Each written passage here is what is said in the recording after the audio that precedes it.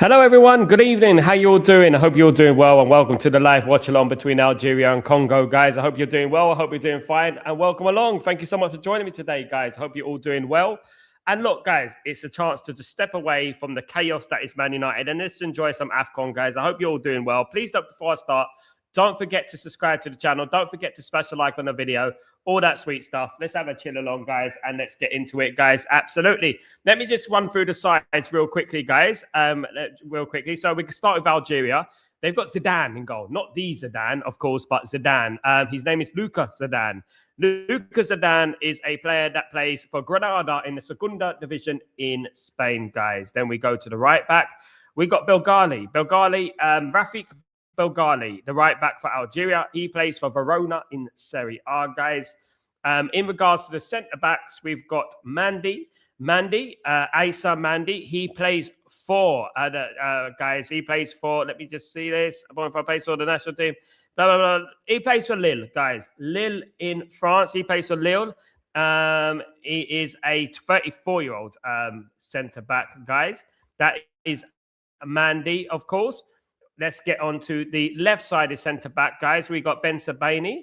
Ben Sebaini is the 21. Remy Ben Sebaini, he is a 30-year-old who plays for Dortmund, guys. He plays for Dortmund. So we're looking at a lot of experience here in the Algerian team. And, of course, we've got Ait Nouri as a left-back, guys, the former Wolves and Manchester City player who's playing for Algeria, Ryan Ait Nouri. He is 24 years old, currently playing for Manchester City, of course, guys. That's it. Moving to the midfield, of course, guys. We're moving into the midfield.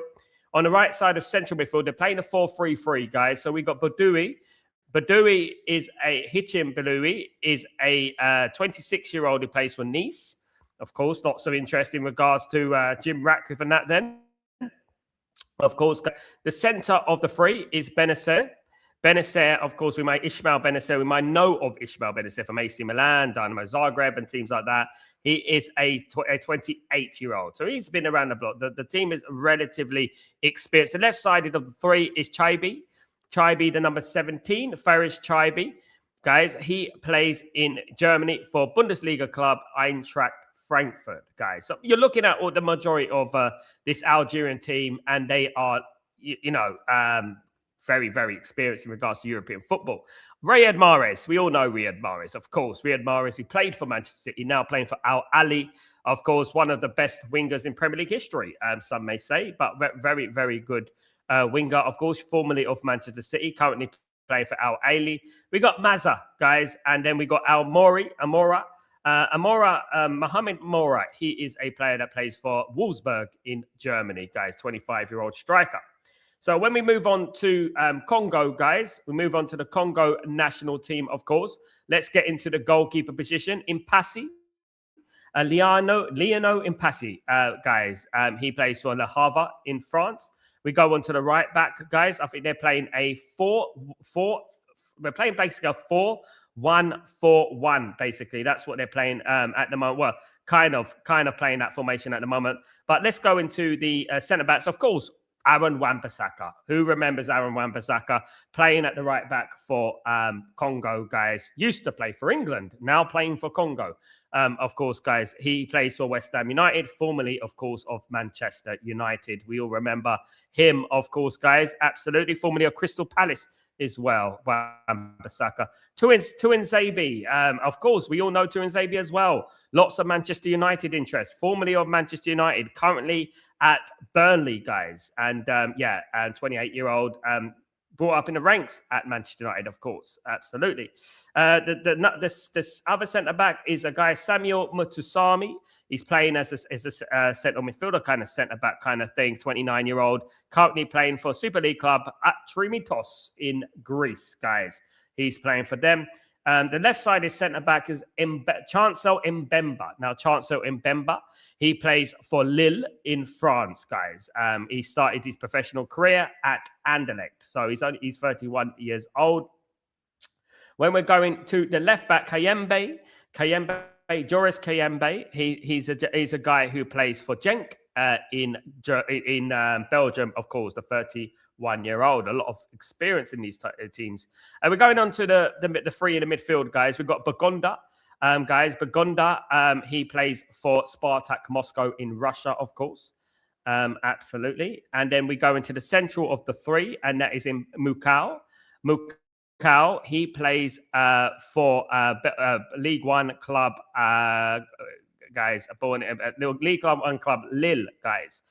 21 years old. I think he's the youngest player in that team, of course, guys. Macau is the youngest player in that team, of course.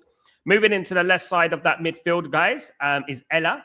Now, Michat Ella is a player that plays for Congo and Alanyaspor in Turkey. Alanyaspor in Turkey, guys. So let's move on to the attacking side of things, guys. Let's move on to the attacking side of things. We got Bakumbu up front. I think they're playing for front two, but they might be playing for 4-1, of course, guys. But Cedric Bakumbu is a 34-year-old who plays for Real Betis, guys. So very, very experienced player, of course. And then finally, we go on to the second attacker, which is Sadiki. Now, Noah Sadiki, you know him from, you know what, Man United were linked to this player a couple of times, guys, over the summer and over this last window, guys. Noah Sadiki playing for Sunderland at the moment. Of course, we know him, the 21-year-old, who's done incredibly well in defensive midfield for Sunderland. He is playing for Congo today, guys. Very, very interesting indeed, of course, guys. Absolutely.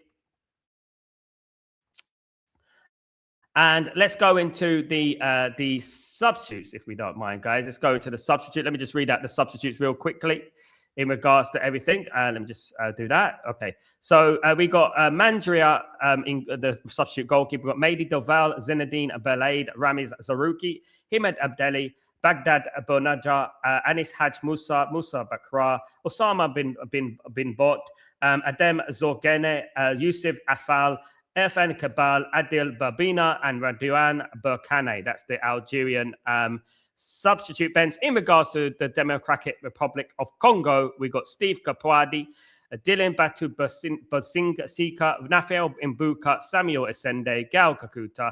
Remember Gal Kakuta used to play for Chelsea. Rocky Bashiri, Timothy Fayulu, Charles Beckett, Ibrahim Mayeli, Brian Sepenga, Matu Impolo, Simon Benza, Gedeon Kalulu, remember Kalulu as well, Edo Kayambe, Michelle Anga, Balik Wisha, guys. So that is the lineups, guys. I hope you're all doing well. Welcome to the stream, guys. I hope you're all doing well. Big up everyone, guys. Absolutely. Big up my friend Sam Houston. Big up, you're the world. My guy. I hope you're doing well. Really good to see you, mate. Really good to see you on the stream. Good to see you, mate. Hope it is blessed with you. Big up Michael Arthur. How you doing, my friend? Hope you're doing well. Crystal Manager is top target to place with that. No, he's not, mate. Man United are not going to get another back free, mate. No, they're not. They're not going to get another back free manager. You think Man United went through all that with a back free manager and they're going to get another back free manager and they can't afford the rebuild? Come on, mate. Use your mullet, Michael. Use your mullet.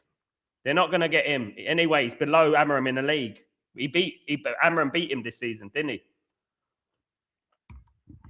Absolutely. Hello, Sinead. How you doing? Hope you're doing well. Welcome to the stream. Hope you're doing well, guys. On this little bit of a relaxation, of course, guys, in regards to the hustle and bustle. It does look like, guys, that Ole Gunnar Solskjaer is going to be the interim manager. Ole's at the wheel 2.0, guys. Ole's at the wheel. It's going to be, guys.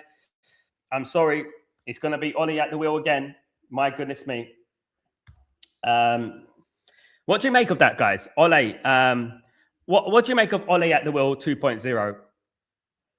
I don't know, guys. I think it would be all right as an interim. Like I said earlier, guys, it'd be all right as an interim, but as a full-timer. I mean, come on, guys. It didn't work out before because he was too soft and that. And you know what? I don't want Rashford and that coming back either. None of that. Guys, Michael, not going to happen. Ole's at the wheel 2.0. My goodness me, we've been there, guys. It's like we're in some sort of parallel universe where we're just, repeat and repeat. Do you know what I mean? At the end of the day, it is driving me. Oh, goodness me. Of course, it is only an interim, but I don't want them to fall for the old trick. If they fall for the old trick, my goodness me, if they end up appointing him full time again, can you imagine that? It's like, what the point? What's the point of all that? As soon as Ruben Amorim was starting to progress, guys, as soon as he's starting to progress, there we are. You know, pull the plug. That's what it was, guys. Pull the plug. That's what they do. You know, absolute nightmare. Of course they are. They're an absolute nightmare lot, ain't they, guys? Absolutely. Absolute crazy. Let me just get the game on, guys. It is playing up a little bit today. Just a bit.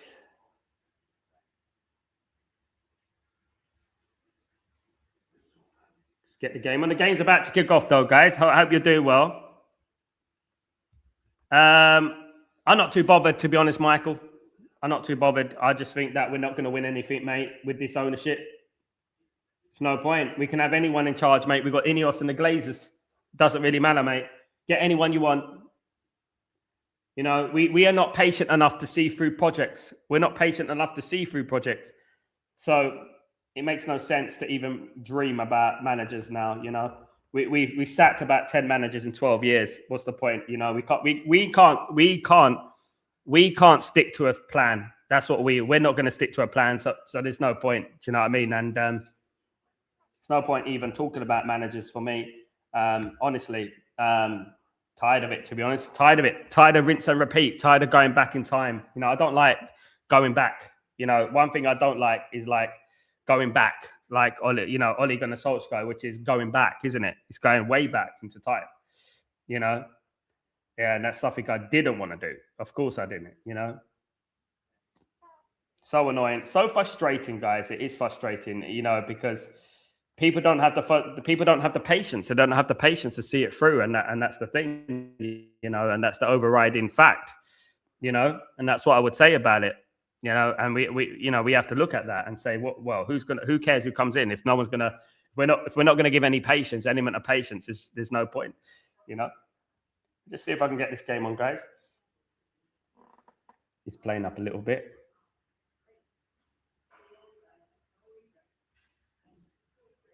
Big up everyone though who's joining me today. Really appreciate the legends, of course, guys. You are all legends, of course.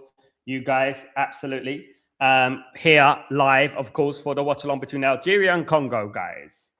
Algeria and Congo. Algeria, of course, playing in the green and white, and Congo, of course, playing in the sky blue and red, guys. That's what they're playing in at the moment. Hopefully a better game than it has been over the last couple of nights. It hasn't been the best game. All the officials are from Egypt. Very interesting. That's interesting. Interesting. Yeah. I'm not saying nothing. That's interesting. But yeah, Algeria against Congo, all the officials are from Egypt. And yeah, guys, let's enjoy this. Let's enjoy this. I hope you're all doing well anyway, guys. Don't forget to smash a like on the video, please. If you guys can do that for me, it'd be absolutely fantastic. I have got a green light hovering over me. I have. It doesn't mean I support Algeria. It just adds to the ambience and things like that, if you know what I mean. It just adds to the ambience and things and stuff like that. You know what I mean? Rather than putting red. Algeria 1, Congo 2, says Michael. It's a tough game. That means Michael, one thing I will say, my guy, as long as it is 90 minutes, I'll be happy with that. I'll be happy with that. As long as it is 90 minutes, I'm delighted with that, guys. I am delighted. Absolutely. Would like a high-scoring game for a change. This tournament hasn't been very high-scoring at the moment. We are getting into nitty-gritty, of course. Ivory Coast are playing tonight. I know, guys. Ivory Coast, Ahmad, Man United player. We need him to come home. So a lot of people are going to be wishing that Ivory Coast lose. I doubt it. They're playing Burkina Faso, who Algeria, I think, beat 3-0 or something like that. They're playing Burkina Faso, so I don't think Ivory Coast will come home. And I think Ahmad will stay at the AFCON. I think he'll stay up until the final, honestly. But obviously, when it starts getting Nigeria and Ivory Coast and Cameroon and all these guys, it's going to get a bit more difficult. Mahrez is the captain of Algeria, guys. Riyad Mahrez, of course, who played for Manchester City and won a league with Manchester City, of course, for Algeria.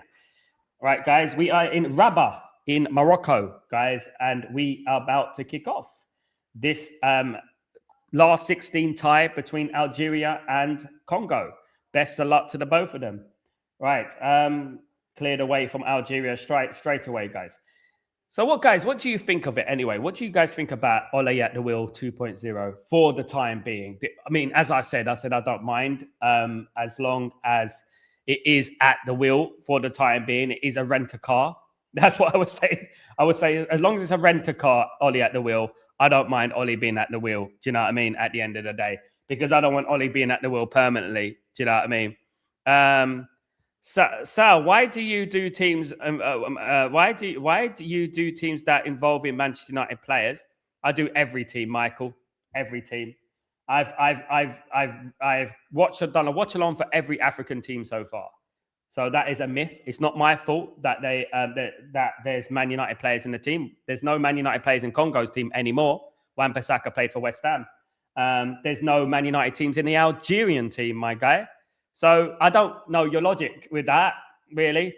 There's no current Man United players in Algeria or Congo team. I don't know whether you're trolling or what. I don't know whether you're not quite upstairs. I don't know, mate. But I'm not going to discriminate. Guys, yeah. And guys, most people will do watch-alongs for Cameroon and Morocco and Ivory Coast because they're the best teams in Africa. They're going to be in the latter stages, of course. You know?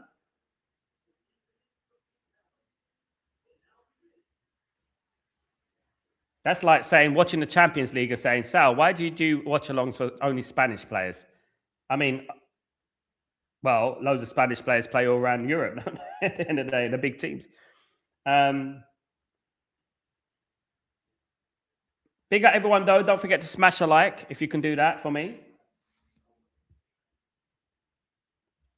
And let's not forget I'm a Man United fan.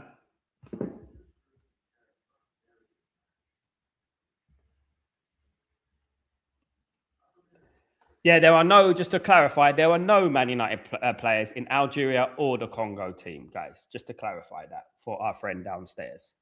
Absolutely. He's not quite clear upstairs. Here come Algeria. Nice quick start from Algeria here.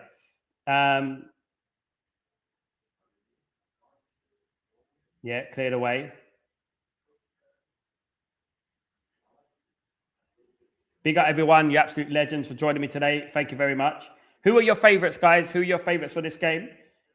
I think it's going to be a tough game, you know. I've watched Congo. Michael, you just need to educate the game. Watch the game. You'll know that there's no Man United players in this team. So I don't know what you mean by that, what you're getting at, mate. And you don't need to say Manchester United FC. This is not a formal corporate letter.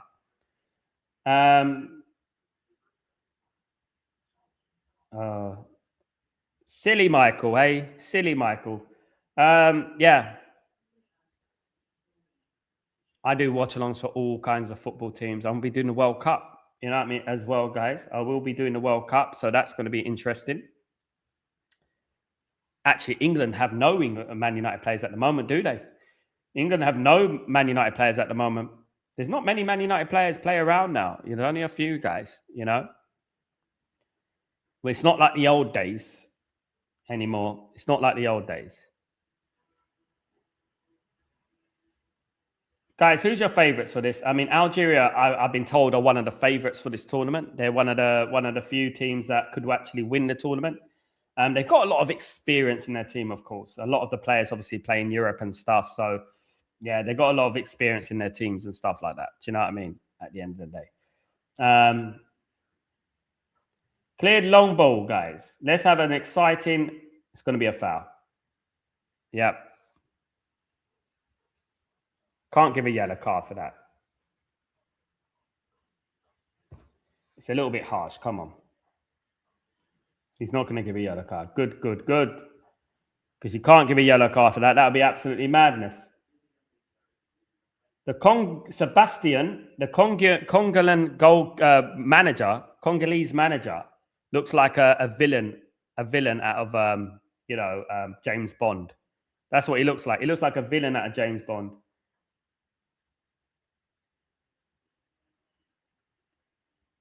Here come Algeria anyway. Oh, well won back by Congo. They could go forward here.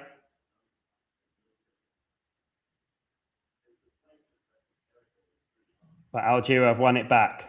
Here with Mahrez. One back by Congo again, though. Great bit of play.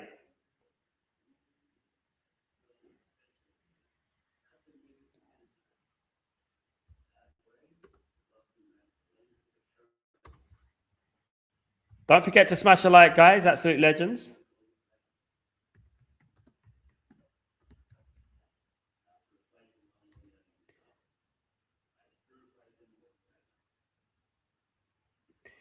Little fact here, guys. A little fact about me. When I was younger, there used to be a player called Lamano Lualua. Who remembers Lamano Lualua, who used to play for Newcastle United? Do you remember Lamano Lualua? Do you remember that? Once served him while I was working. I was working in a supermarket at the time, many years ago. Once served him, a Congolese international player, played for Newcastle. Lamano Lualua, very talented he was, but played for Newcastle. Big up Asif, how you doing? Hope you're doing well. Welcome to the stream. Hope you're good. Welcome. Yeah, Lamano Lualua was a very talented player. Ended up playing for Newcastle. Ended up being a bit of a journeyman. I think he started off at Portsmouth, if I'm not wrong. But yeah, I ended up serving him at where I was working. He worked in the supermarket. I worked in the supermarket. Absolutely. What's up, Asif? Good, mate. Hope you're doing well, mate. Just having a little bit of therapy today, Asif, in regards to the nightmare that is Man United at the moment, the chaos. People actually celebrating Ruben Amorim being sacked. I can't believe what they're doing. What is going on? They are treating another manager being sacked as a win. They must not win much in life. I'm telling you, these people must not win much in life. People celebrating Ruben Amorim being sacked must not win anything. They must be pretty desperate and pretty bitter, sad people to be, celebrating Ruben Amorim sacking and things like that. It's absolutely crazy. When you think about it, my goodness. Foul on Congolese player. It is, let me have a look at this. Yeah, that's a bit nasty there. Amora, that's a bit nasty from him. I don't know, guys, but that could be that's dangerous. That was Amora. That looked pretty dangerous, that tackle there. That was pretty high up. Amora. Mbema's the one who's injured, the 22. The 22, the Mbema's the one who's injured, guys.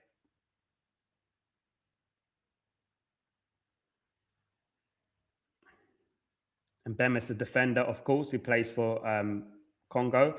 That's a dangerous tackle. I'm not sure why nothing has been given so far, guys. That was a little bit nasty. That tackle was a little bit nasty. I don't know. Yeah, yes, Sinead. You mean Lamano Lualua? Yeah, he was small. So yeah, he was a decent player. Yeah, I used to know him in the end. He used to live in a place called Forest Gate in East London. It's not far from Stratford. Stratford, of course, where the Olympics were in 2012. He wasn't too far from there, and I used to see him all the time. Got to know him and stuff like that. Yeah, Congolese. He ended up playing for Congo, but I was raised in England, and he ended up playing for Congo and stuff like Lualua. So good, they named him twice. Yeah, he played for Newcastle. Sir Bobby and Solano. Yeah, they made United managers graveyard. Big up Sir Bobby Charlton, by the way. Sir Bobby Robson, should I say, by the way.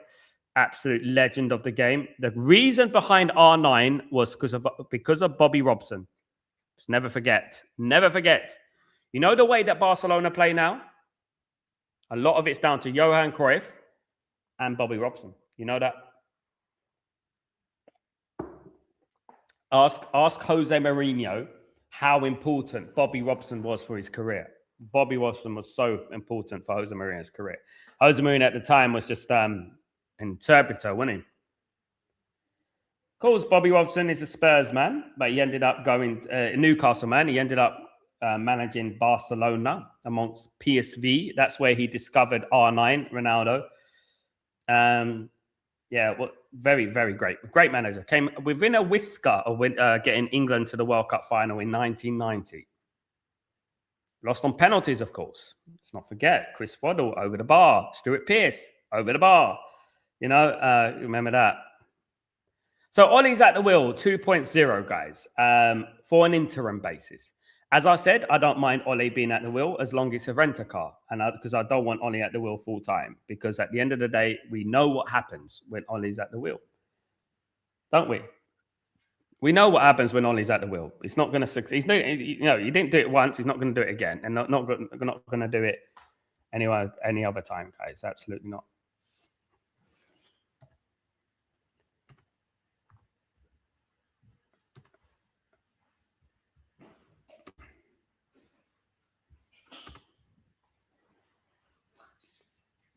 Ten minutes on the clock, guys. We are 0-0 between Algeria and Congo.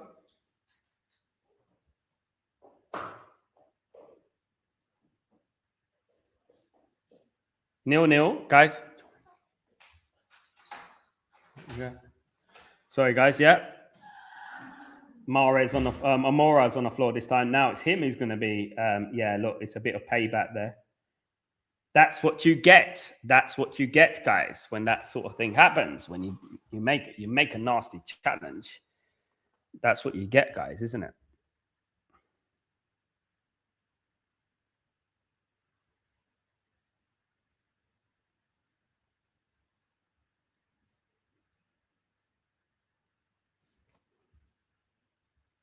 Don't forget to smash a like, guys. Thank you so much. Good day, Helge. How you doing, mate? How you doing, brother? Hope everything is well with you. Hope everything is blessed. So Ollie at the wheel, 2.0. Look, it's just another demonstration of player power and how these players are so weak. They need an arm around them. They need cuddles and hugs. Barney FC, that's what I called it, isn't it? They need hugs and kisses and all that. These guys can't take a little bit. But I actually think this is just the... they're looking for... It's actually down to the ownership. I think they're looking for a puppet. That's what they are. Don't be surprised, guys. People think that this Ole Gunnar Solskjaer thing, interim thing, is going to be a short-term thing. Nah. Now, if Ole Gunnar Solskjaer comes in and he does very, very well, fair play. You know what I mean? And what can you say? But I wouldn't put him full-time. Now, even if he won 10 games in a row, I would not do it. Because we all know what happened, didn't we, the first time? The bad thing with Ole in interim, Ole, Carrick, etc., is if they do good, they get the full-time job. If they do bad, it will obviously leave us in the shit. They should not be getting a full-time job at Man United. Man United need a disciplinarian. Ole's too soft. Ole should work in the beauty department because he's too soft. That guy is not a guy to manage Man United full-time. He's like a motivator until the other guy comes in. He's like the fool guy, for example, until the other guy comes in, the serious guy comes in. Let me give you an example. Look at him at Besiktas. Exactly what he did at Man United. Started winning, then losing.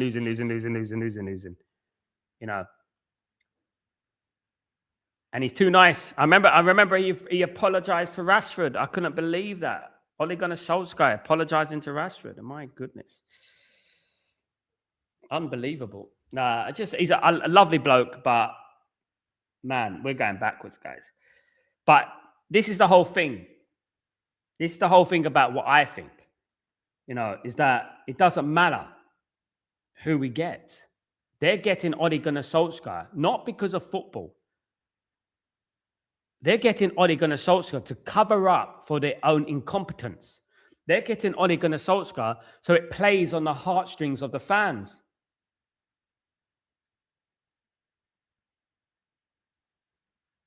That's what they're doing. This is what Ineos doing. Wake up, some other coffee. They're giving Ole Gunnar Solskjaer the interim thing, so it plays on the heartstrings of the fans. So we think, look, we got Ole back. Ole's at the wheel. You know what I mean?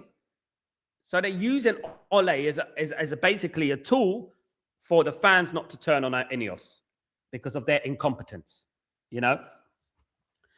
So I think no matter how it goes, it will hurt us long term. I just feel like Man United right now, if they don't get the manager in now, that's fine. But have an agreement with the new manager by the end of the season. So it's already been agreed now. We already know that manager is going to be the manager at the end of the season. And that's what we should be doing now. We get the interim, whether it's Ole Gunnar Solskjaer, Darren Fletcher, Michael Carrick, whoever it is, we get the interim now, right? But then we already have the full-time manager booked, signed, sealed, delivered. He's the new manager at the end of the season. You know? And what could the narrative that could be spun is that you are all playing for your future under the interim boss, you know? Helge, Ole is like the fun type who always brings out good vibes, but it's the serious teacher that get you good grades and a good future. Exactly that, Helge. Exactly that. Exactly that. Ole's the sort of guy that you know what, he's the nice guy. He's a nice guy. The guy, you know what, you can talk about your marriage problems with and stuff like that. You know what I mean? And he'd be very understanding. But when the going gets tough and you need him for like a scuff or something, forget about it. Although, guys, when Ole Gunnar Solskjaer was the manager of Man United, I wanted nothing more than Ole Gunnar Solskjaer to succeed. Of course I did. And he's a Man United legend. Legend of legends. You know what I mean? And, you know, what I would say is that he loves managing. And, you know, the problem is that big part of management is not just being nice and being people's buddies and calling him Rashi and Kaleki and things like that. A big part of management is being like what Ruben Amorim was, which was ruthless. You know? And, you know, I could improve Ruben Amorim the way he was playing football. I could start to see Man United dominating games. You know what I mean? People are not looking at this. They're just not looking at this. They're just looking at the fact that, oh, they wanted Ruben Amorim out, and that's what they wanted, and that's all they wanted. You know what I mean? And, yeah, guys, I'm not falling for this shit. I know that they need to agree a deal with a manager now. Now. Forget about later down the line. Forget about that. They need to agree a deal with the manager now. I don't want to be like, you know, waiting at the end of the season and we're still second guessing. It's the World Cup as well. Let's not forget. We're still second guessing what the manager's going to be, who the manager's going to be, you know? Let's wait and see. Asif, agreed, mate. Give Ole a full-time contract, then thrown under the bus. Gosh, what the United fan base has become. They should get in finding another Soler. It's not possible in 1 or 2 seasons without backing. Asif, when I heard a stat that we sacked 9 managers in 12 years, was it 10 managers in 12 years now? We talk a lot about standards, right? We talk a lot about standards, but we don't know what it takes to get to standards. These people who are calling for managers to be sacked, they have no clue about football. Nothing about football. It's all about vibes. They wanted the manager out and they got their wish, right? Just like they got their wish with 9 other managers, right? And it hasn't worked, has it? Every manager that you came in Man United, it hasn't worked. This is why we're here. So we keep doing the same thing over and over again and expecting different results. Ineos are going to do the Ole Gunnar Solskjaer thing. I'm pretty certain about that. To play on the heartstrings of the Man United fans and Ole's at the wheel. Because they know, but they're so stupid that they don't understand they're being manipulated. And this is the whole thing about it. They're being manipulated. You think Real Madrid give a damn if Raul was the manager or Morientes or Kaká was Carranca was the manager or Herrero was the manager? Do you think Real Madrid give a damn? They don't care. All they care about, Real Madrid, is winning bloody football matches. That's all they care about. Nostalgia. Oh, my goodness me. Oh, no, I can't believe it. Ole's back. Guys, we got people in the fan base saying, bring Ole back. And they've been doing that for months and months and months. And they haven't and they haven't been supporting their football team. Do you know what I mean? It's ridiculous. Helge, it's emotional manipulation. Exactly, great word, mate. They've been horrible for 18 months, and now we are getting players in January. Bring in Ole, and 90% of the bloody sheep will sing Ole's at the wheel. They're all sheep, mate. Ole Gunnar Solskjaer's tenure contributed in a lot of toxicity within the fan base because people were calling Ole too soft, including myself. I said, Ole Gunnar Solskjaer is a legend at Man United, right? But he's too bloody soft, all right? And he had a lot of money spent on him, by the way. And then his weakness in regards to Marcus Rashford and things like that, so set it up for me. You think Alex Ferguson was like that? You know what I mean? Here come Algeria. No, cleared out, guys. He wasn't like that. You have to have a little bit of edge about you. I just don't think Ole Gunnar Solskjaer has an edge. And that's it. Great guy, fantastic guy. Manchester United legend is Ole Gunnar Solskjaer. I'll say it again and again. One of my favorite ever players. One of my favorite ever players. Gave me the best moment in my Manchester United support in life. In 40 years of supporting Man United, Ole Gunnar Solskjaer gave me the best moment in 1999. All close from Algeria there. In 1999, gave me the best moment I've ever had. Sitting at the new camp, and I saw his goal. I was behind the goal, and I saw it, guys. I was there. You know, the best moment of my life. You know, and I thank him forever for that. And I remember that day because there was no hotels. And after the game, we went clubbing because there was no hotels. You know, and then we sat the rest of the night on the beach. And I remember saying, you know what? We will never see another. As long as we live, we probably will never see another day like this. Sink it in. You know, just cherish this day, cherish these moments. Do you know what I mean? Corner to Algeria. Riyad Mahrez will be taking the corner, guys. Cross comes in and cleared away by a Congolese player, guys. They're going to be on the counter-attack, Congo here. And it's the ball is one out. Award for best kit goes to Congo, by the way, so far, what I've seen. Very close there. Oof, very close. Algeria almost took the lead, guys. They almost took the lead. Very, very close. Cross came in and it was close, guys. But no cigar, as they say. Close, but no cigar.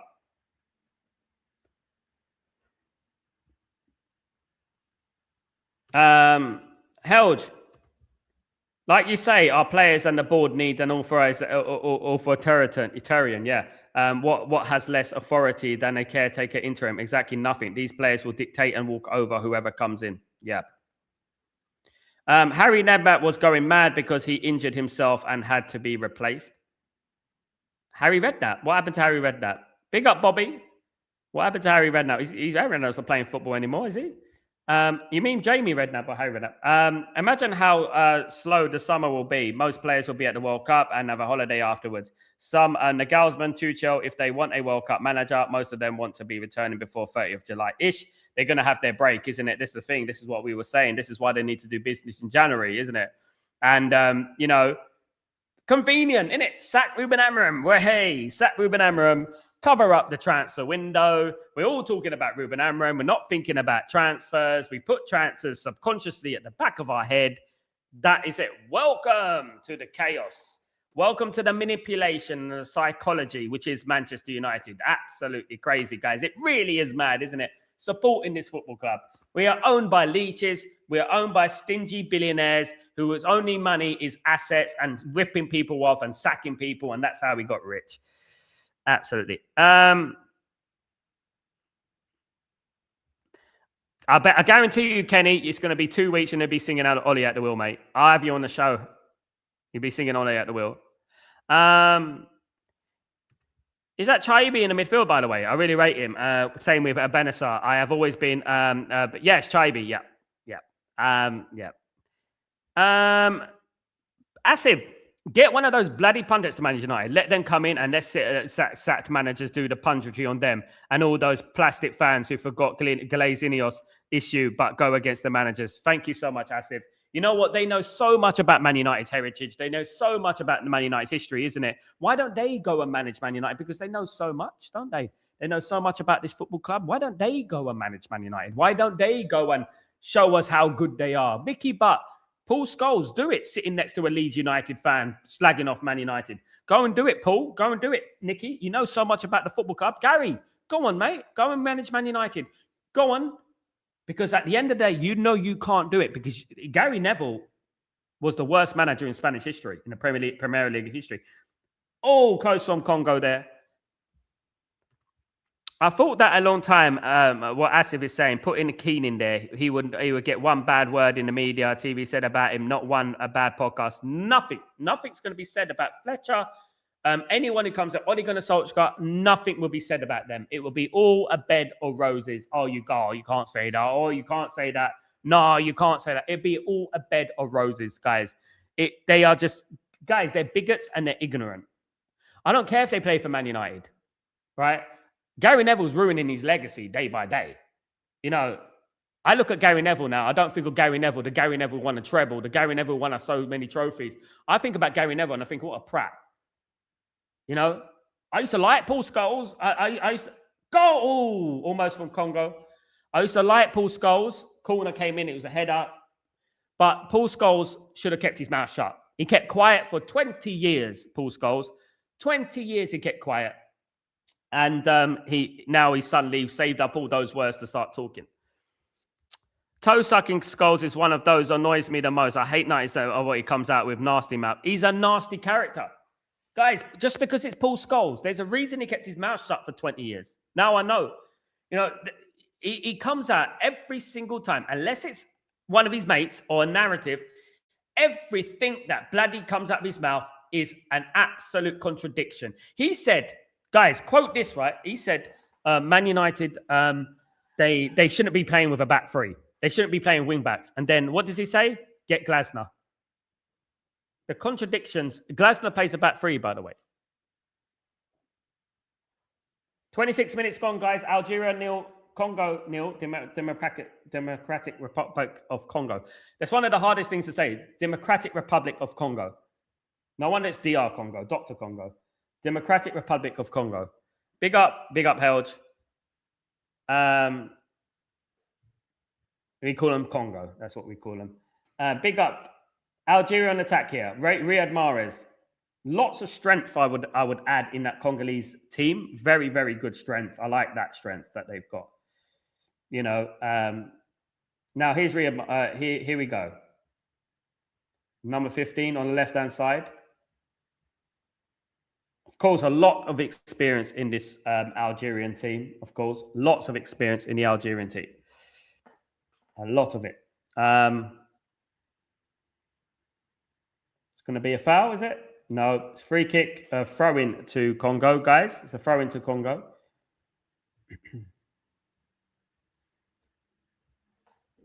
Bear me a second, guys.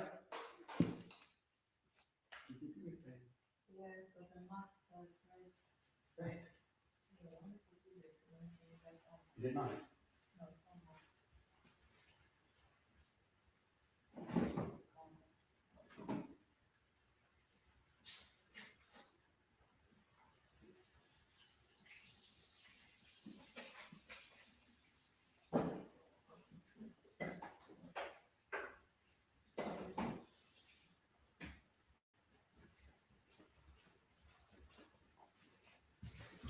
Sorry, guys. Thank you so much for staying patient. I had to just close something. Thank you very much.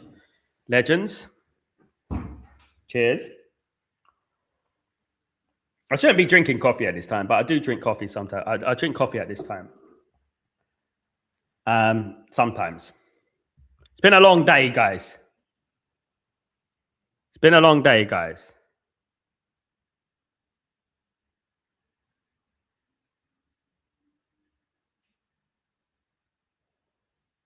Hold on. Let me have a look. I don't see any of Fozzie's comment. Let me see something.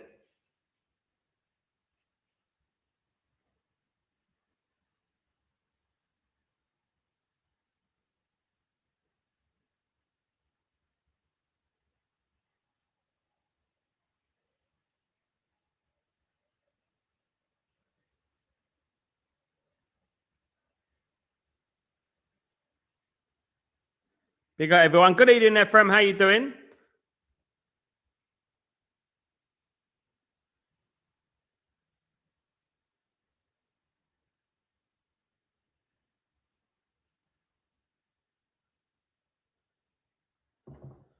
Big up, Ephraim. Good evening. United can't play a back three. Den has talked about Conte for years. We need to play attacking football for United way. Want Simeone, the most defensive coach on the planet. Nasty toe sucker. He knows nothing about Man United, Helge. I've come to the conclusion Man United did play a back three in the 70s and 80s for a period of time. Man United never had an identity for a very long time. Like I said, he speaks about the youth team a lot. A lot of people talk about the youth team a lot. Man United only brought through 14 after the Busby Babes. Man United only bought 14 players who came through and became decent players. Not all of them became decent players in regards to the youth team between the 1960s and prior to the class of 92. Only 14 guys, you know?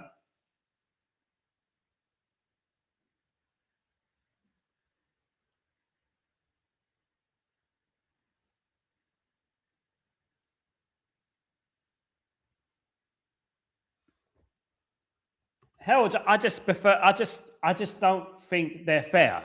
You know, if they were fair pundits, if they came out with fair analysis, which is balanced, I would understand. If they came out with facts, I would understand. But let's not get it twisted, guys. They came at a time in Man United's history where it was our best period in our history. They slotted into that team like a glove because it was our best period in our history. You don't think we could have got, let me give you an example, right? You don't think we could have got any player around Europe who was doing well at that time and they wouldn't have slotted into our team? We were just such a good place, a good buzz. It was a good place to be.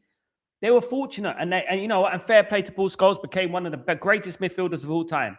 But boy, oh boy, does he talk crap in the media, guys? And you know what? Ruben Amorim's had a tough time. I felt sorry for Ruben Amorim. You know that I've never felt sorry for a manager like I felt sorry for Ruben, because they've been twisting it.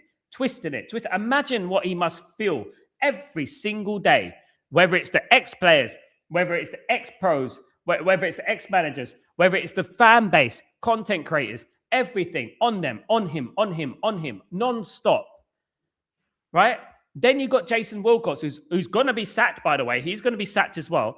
Then it's Jason Wilcox, who wants to be a manager, an aspiring manager like Jason Wilcox, who's never managed anyone in his life, trying to tell Ruben Amorim to play a 4 at the back because it's the buzzword to do. You know what I mean? Don't get it twisted, guys. When we play 4 at the back, a 4-3-3, a 4-2-3-1, 4-5-1, 4-1-4-1, whatever we play, right?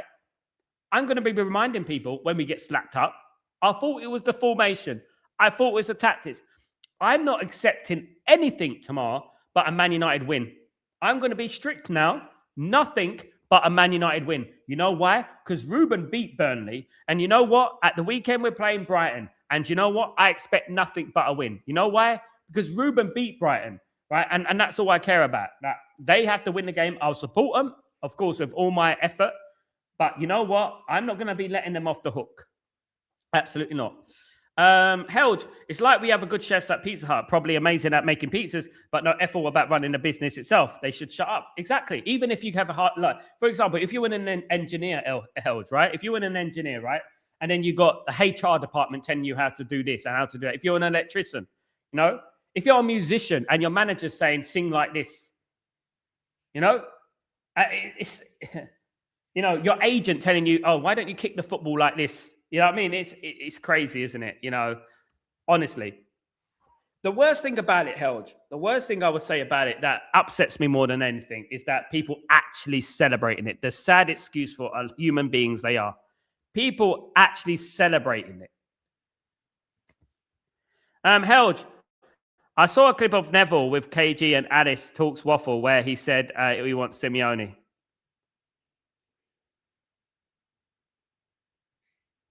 I don't know. What was that? Was KG with Neville?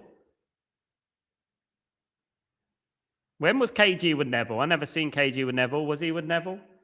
When was that? Gary Neville does like a lot of pricks, doesn't he? Not KG, by the way, the other one.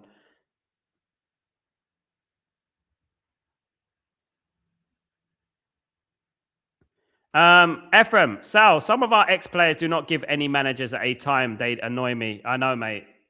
They will give Ollie time. Don't worry. They'll give Darren Fletcher time. Don't worry about that. I bet you will not find one bit of criticism against Ole Gunnar Solskjaer, against anyone like that. But you know what I'm going to do? I'm going to promise myself, guys. I'm not gonna do anything. I'm not gonna slander him. I'm gonna support Ole. I'm gonna support him like I support Ruben Amorim, and I hope for the best. And I hope he wins games. And I hope he's improved as a manager. That's all I will say.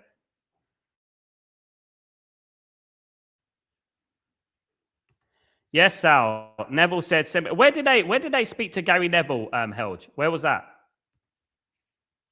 And why do they keep giving Alice Talks Waffle a voice? She's a bot. She's a plant. That's what she is. 3 attempts for Congo, guys.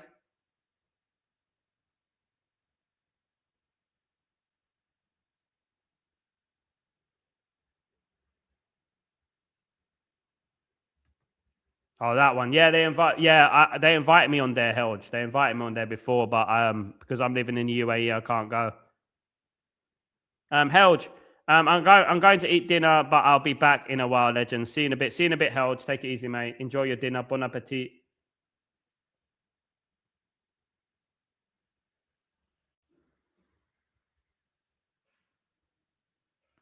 So Congo have got the upper hand in this game so far, guys, I would say. Amram is the man. He called out the real names. He was in tears in the press conference after the Leeds game. He knew he will be sacked. He was made to leave the team with an unfinished dream. And you know what? The one thing about it, as if he loved Man United, he wanted Man United to succeed, and he knew what it would take to manage Man United. I wish him all the best.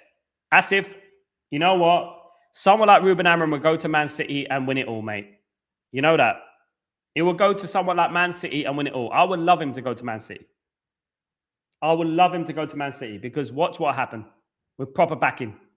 Watch what happened with proper backing and proper structure. You know what I mean? Proper run football club. Watch what happened. You know? We're 10 minutes away from halftime, guys. 0-0 still. Here comes. Oh, nearly from Algeria. Yeah. Simeone is on 30 million a year, Mark. Wow. I'm not sure about Simeone, Mark, I'll be honest. I know he's a disciplinarian and that, but he's managed only Atletico Madrid, isn't it? Atletico's his team. He's a good manager, but I don't think he's that manager anymore. I think maybe a few years ago he might have been all right. You know, I think it's just, he's just too Atletico at the moment, I think, in my opinion. But I would say, Mark, I don't really care anymore, bro. I'll be honest. I've lost all will in regards to the managerial situation. I don't like going back, and we're going backwards. You know, that's what's happening. We're going backwards. I don't like going backwards. We're going backwards, guys.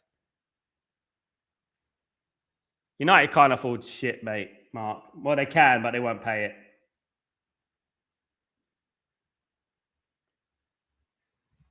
United have got money, mate. United are hiding a lot of money. Don't worry about that.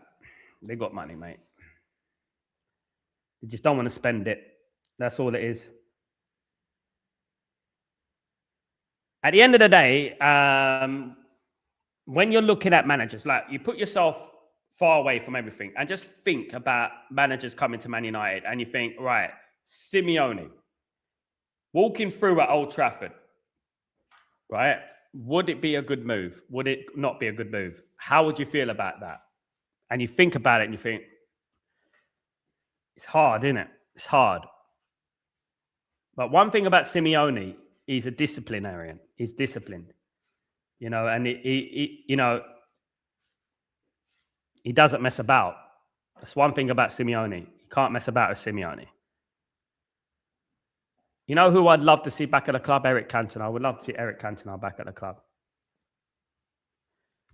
Or maybe Beckham would kick him. He'd kick him back, Beckham. Beckham's already kicked him again in 1998-99 against Inter Milan. He already tackled him and he went flying into the stands, Simeone. 98-99. Sal, we are shameless people. How people celebrate losing their jobs because they're shameless. They're born shameless. You know what I mean? They've got no loyalty because probably their mums and dads weren't loyal to them or to each other. I don't know. You know, single parent homes and all that. Sad. Asif, why would they ask him to change to back four when he was brought in because of his tactics? He left the team very close to top four. He asked to fill the midfield. You know what, Asif? We could have been top four this week. You know that. And then every single person, Asif, you were here, every single person before the season was saying that we're going to come 6th and 7th will be a good season. You remember that? And now they're moving the goalpost, you know what I mean? Because we are close to top four. It does make you laugh, doesn't it? You know, and if we got in the top four, and we got in the Champions League, we would have attracted a better caliber of players. We would have got 100 million, and that hopefully would have been spent on Ruben Amorim. Corner comes in from Congo, collected by the goalkeeper. Shame. Yeah, I get that. I get it, Ephraim. Yeah.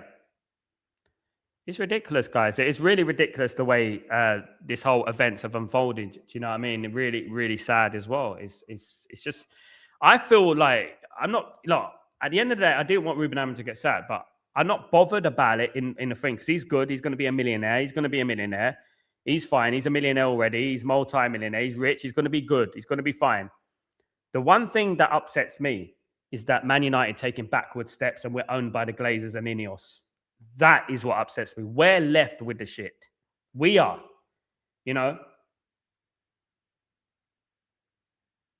There's a few fans out there that are just have big platforms that are just too noisy and they need to be shut down. Honest to God, I'll tell you. You know? Because all they are is negative. If we had a more aggressive fan base, my goodness me, they'd be gone. You know, we just don't have an aggressive enough fan base to get rid of these people, you know?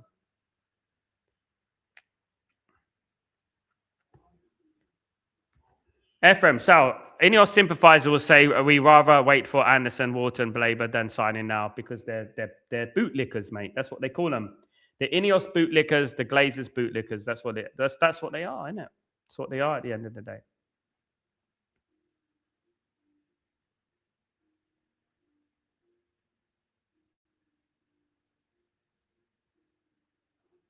Here come Algeria on the attack, guys. Shot, just wide. Good shot. It was just wide.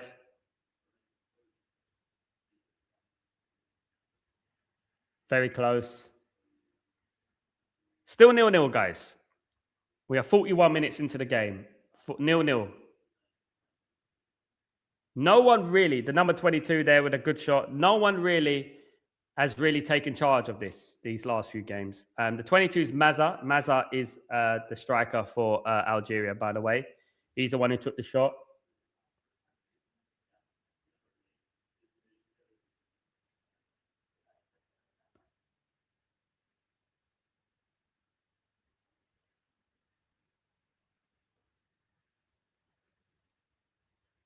I hope I'm loud and clear for you guys. Hope everything is good. Hope everything is good, guys, with the stream and that. Hope everything is blessed. Free kick to Congo. We got 2 minutes to half time, guys. 2 minutes to half time. A free kick to Congo.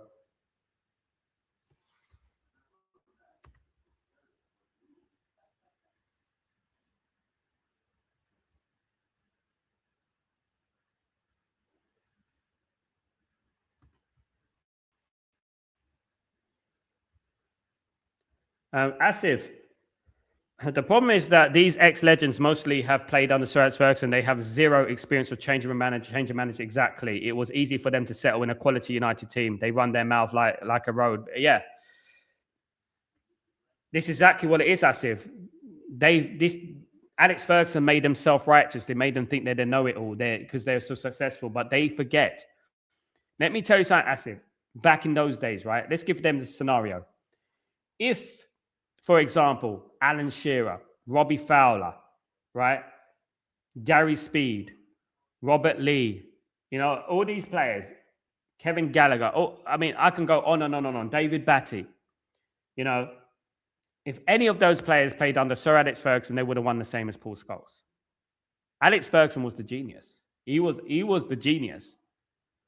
I'm not saying that Paul Scholes didn't become a world-class player. He did. He became one of the best players in the world, but because of Alex Ferguson.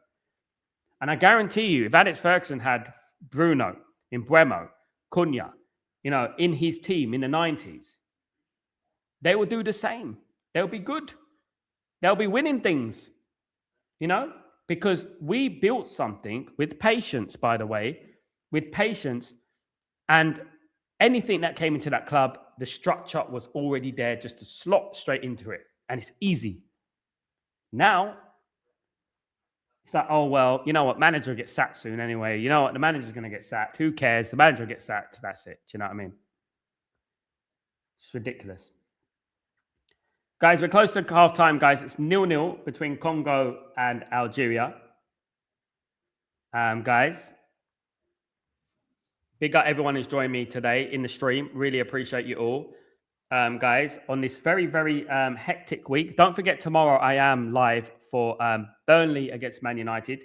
Darren Fletcher becoming the 4th Scottish manager to manage Man United, behind Sir Alex, David Moyes, and the great Sir Matt Busby. Liverpool and West Ham wanted him badly, but he chose United and came in mid-season. And Real Madrid, by the way, Bubba, was going to replace Ancelotti. I'm gutted. United came a few steps ahead with Amarim, but now double of the sum of on the back foot. I hope Ollie does good. I hope Ollie does good, of course. Yeah, I hope Man United do good. You know.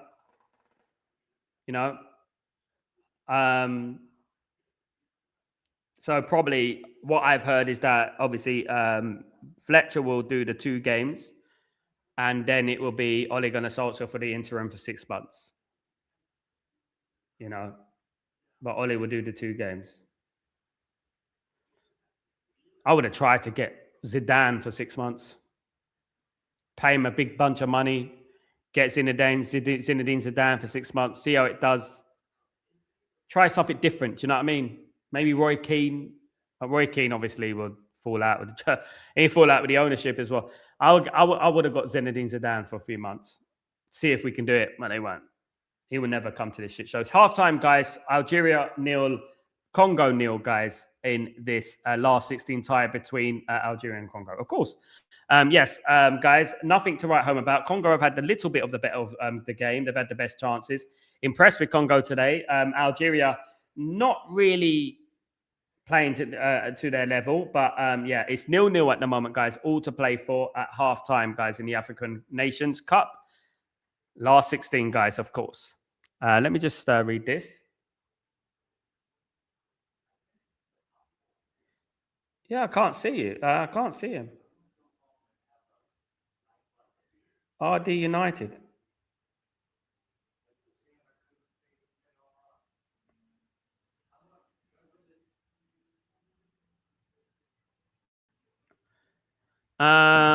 William, how you doing, William? Hope you're doing well. Under this ownership, it doesn't really matter what manager you bring in. Exactly. Eventually, it will fail. Exactly.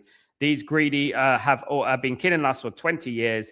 Have we improved? No, we pray. We keep going. You know why it is, William? We keep taking 2 steps forward, 3 steps back.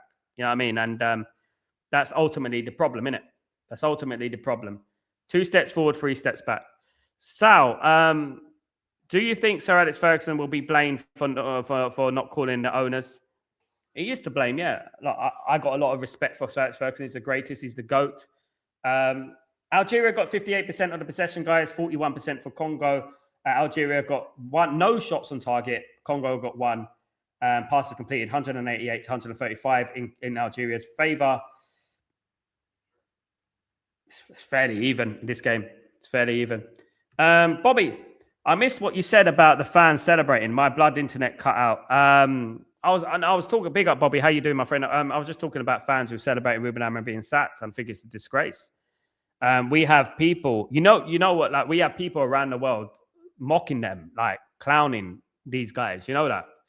I don't know who told me today, but Portuguese media are making fun of them guys, saying that they're not real Man United. Portuguese media are saying that they're not real Man United fans, and stuff like that.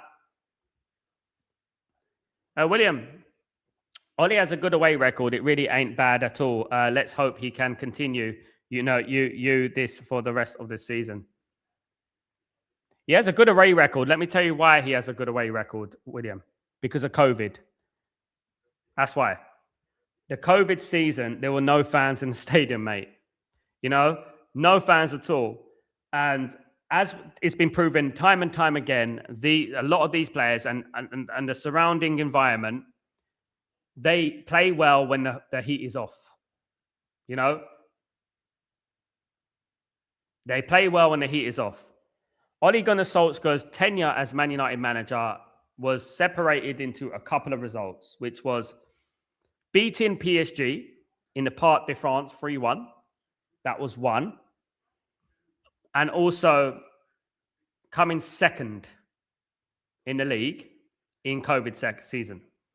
We have to look at that season in huge context. It was a myth. And then the next season, we were rubbish. You know, and that was it. Lost in the final. I know Ruben Amorim lost in the final as well.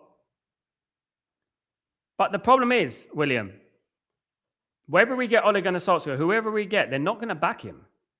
They'll back him a bit, but they'll love Ole Gunnar Solskjaer. The reason they'll love Ole Gunnar Solskjaer is because Ole Gunnar Solskjaer won't moan. He won't complain. He will just get on with it, put his head down and get on with it. And that's what Man United don't need. Man United need authority. They need an authoritarian. They need someone who's going to come in there and scream and shout, and you know what I mean? Bobby, thanks, Sal. I hate them plastic fans. Me too, mate. Mark, I don't get United saying Amorim was not the manager, only the coach, and now are considering Ole, who cannot coach, only manage. Ole Gunnar Solskjaer will be the first team coach, sorry. Ole Gunnar Solskjaer will be the first team coach, mate. He will answer the Glazers. He will answer to Ineos. He won't have any power. He won't have any power at all. It's a puppet. Ephraim, Sal, Pep is crying for injuries. It's a mad... I mean, Pep, bloody hell, spent $1 billion this last year. The guy, he just needs to pipe down. Bobby, I know you get a lot of genuine United fans online, but there is so many on X celebrating the sacking of what I think is a good manager. They're doing that, mate, because they see it, Bobby, as a victory. They see it as a win. For some weird reason, people see the sacking of Ruben Amorim as a victory. You know, and that is pathetic. They must not win much in life if you are celebrating a win. You know, them celebrating a manager getting sacked. They must not win in life very much. You know, their joy must be so few and far between that you would go out there and celebrate the fact that Man United fail again. Not mentioning the ownership, the Glazers, Ineos, because you hope that one day, just one day, you'll get that VIP pass to go into the presser and ask a few questions. It's ridiculous, guys. It is. Honestly, it's pathetic. It's embarrassing. And you got people in Portugal, and you know who they're talking about, laughing at these guys. In Portugal, laughing at these guys. Hilarious. These people call themselves Man United fans in Portugal. They're doing that now. They're being clowned, bruv. They're being clowned out of here. You know?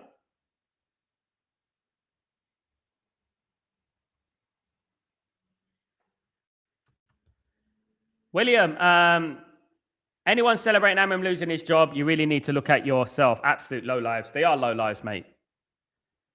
You know what? I like Mark Goldbridge, right? I like him, but I'm telling you this. He gave a lot of waste men a voice. He gave a lot of waste men a voice. I'm telling you, a lot of waste men a voice. Honest to God, you know?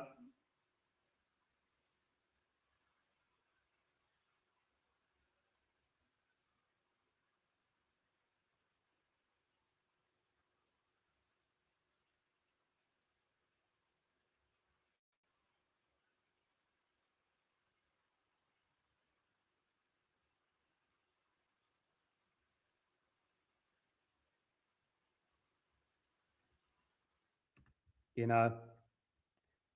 So we're waiting for the second half of Algeria against Congo in this last 16 tie between in Morocco, guys. Sorry, and it is 0-0 at the moment.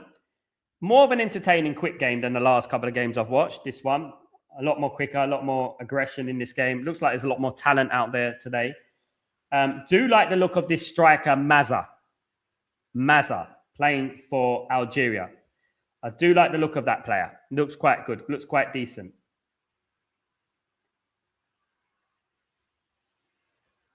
Let me just look at this Maza.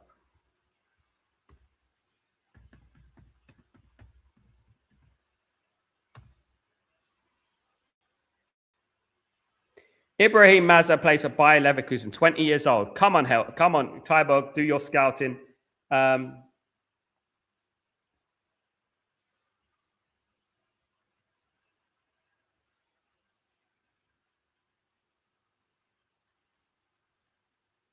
Swipe this.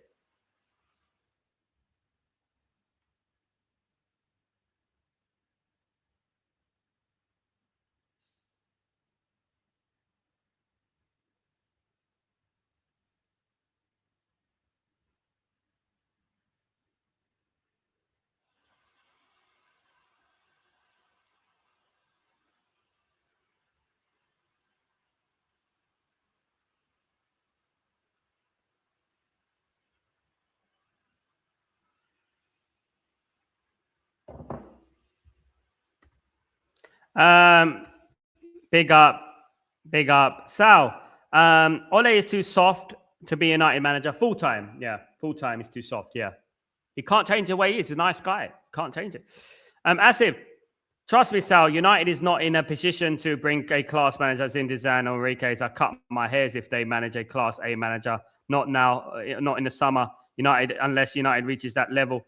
We need someone to get us to that level, though, isn't it? We're not going to get there with Ole Gunnar Solskjaer, are we, Asif? Man United need that level. The only thing is, Man United, it's not that the Man United are not at this level. Our board is not at the level to get Zinedine Zidane. If Man United was serious, they'll get Zinedine Zidane. They'll get a Simeone. They'll get someone like that. If Man United was serious, they get Luis Enrique. If they were a serious football team. You know, if they were serious about bringing Man United back to the summit, this board, they will get them that manager. Why not? We're Man United at the end of the day. Man United are at that level. Man United should always be at that level. Never let them gaslight you to think we're not at that level. We may not be good enough on the pitch, but we're still Manchester United and we should be able to track these sort of managers. You know, we should be. Why not? It will be a great opportunity for any manager out there, Zinedine Zidane, Luis Enrique, whoever it is, to bring Man United back to the summit. What a PR boost that would do for your reputation. Do you know what I mean? I reckon Zidane would do a great job. He would do fantastic at Man United. And they'll have no choice but to respect him. You know? They'll have no choice but to respect him. But this time, this is on Ineos and this is on the Glazers because they are not backing Ruben Amorim. They didn't back Ruben Amorim and they're not going to back the new manager coming in. You know what I mean? And that's what it is. Zidane would want to rip up the whole team. He would want to get rid of Luke Shaw. He might want to get rid of Bruno and Casemiro and all these players. He might want to get rid of all these and get his own players in there. This is where the problem lies. It's Ineos and the Glazers. That's where the problem lies, ultimately, you know? Guys, we're ready for the second half. Guys, thank you everyone who's joined me today. Really appreciate it. Great conversations anyway, as usual. Hope you're all doing well. Hope you're having a nice, relaxed evening, of course.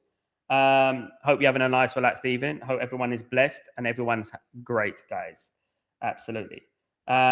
Big up everyone in the stream, of course. Absolutely. You absolute legends, of course. I'm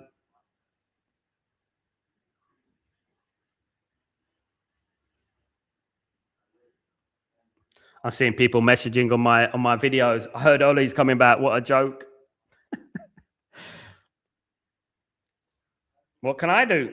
I've said it, guys. I've said it. So, Amorim outers will cry in the next manager. Also, they are the fake fans who need to go with the owners. They have to go as well. Yeah, absolutely. They do.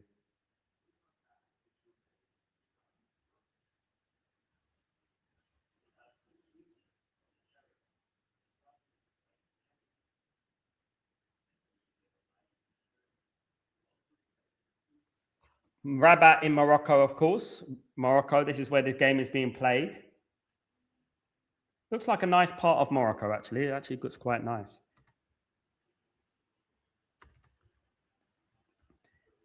Just getting ready for the second half, guys. Hopefully, it doesn't go to extra time. So, you know what? Hopefully, there is a winner today. You know what the most annoying thing is? When games go to extra time, right?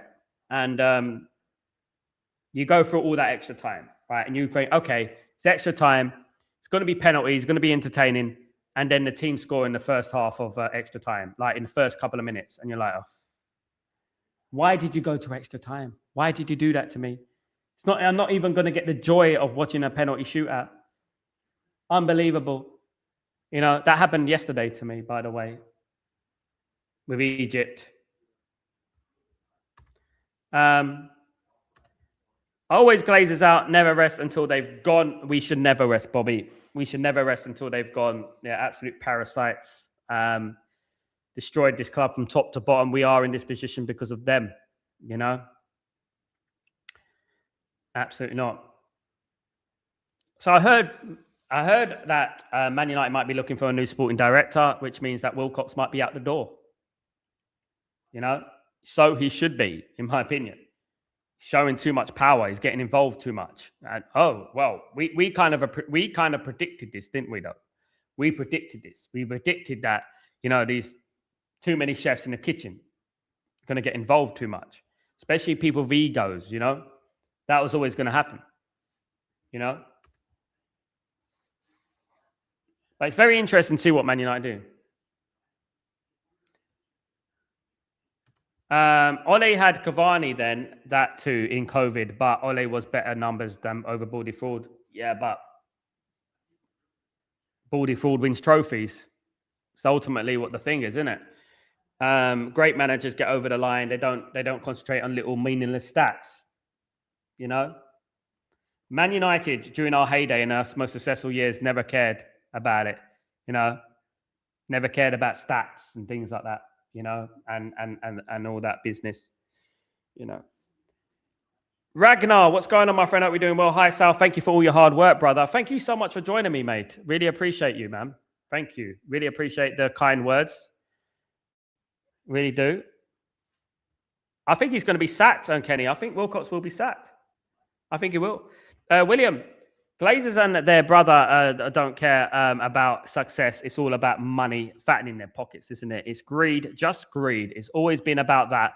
We are a big piggy bank, if anyone can't see that. We are a milking club, guys, who could just milk money from them. Us. That's what it is at the end of the day, guys. Yeah. So we are 0-0 between Algeria and Democratic Republic of Congo, guys. We are here in Rabat in Morocco. Watching this last 16 tie, guys. 0-0. Very even game so far. Guys, Riyad Mahrez is playing for Algeria, of course, formerly of Manchester City. Nouri, currently at Manchester City, is playing for Algeria. Doing a little bit of scouting, guys. I looked at Ibrahim Maza. Ibrahim Maza is a player that's playing up front for Algeria at the moment. The 20-year-old who plays for Leverkusen. Looking very, very good. Sharp, guys. Really good. Baba Asif. I always call you Baba. Why do I call you Baba? I'll keep reading that, Asif. So these ex build their empire and now want to destroy it. It's just like bring Salford up. Trust me. They can't even manage these clubs. Asif. They have a team called Salford, right, in League One, right? And they can't even bring them up, even though they're the richest team in the league. They can't do nothing with them. They don't know how to do it.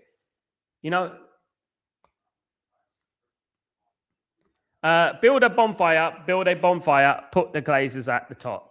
Yeah. 100%. You know what Man United need, William? Man United need ultras. I said it earlier on. Man United need ultras. They need ultras to put a little bit of heat on them. Speaking of bonfires. That's what they need. Right, we're ready for the second half, guys. 0-0. Algeria will be kicking off from right to left in the second half. Algeria will be kicking off. And here we go, guys. Can we get a goal in this second half? Who's going to take advantage of this half, guys? Who's going to do it? I don't think, guys, forget about Ivory Coast, because Ahmad is not coming home. Ivory Coast, listen to me. Ivory Coast will defeat Burkina Faso today. I can't see Burkina Faso doing anything. I love them to do. I would love Ahmed to come back. But I can't see Burkina. I've watched Burkina Faso. I can't see them doing anything, to be fair. Honestly. I can't.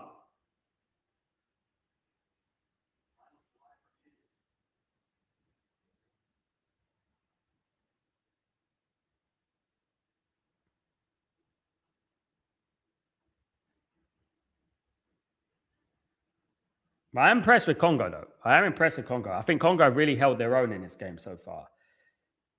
But they're both very experienced teams. When you look at both Congo and you look at Algeria, but most of the players play in Europe. you know, and a lot of them are like 30, 29, 30. So they all played for a while, you know. But Congo have always produced great players. You know, I spoke about Lamano Lualua earlier, who played for Newcastle United. It's a free kick to Algeria here.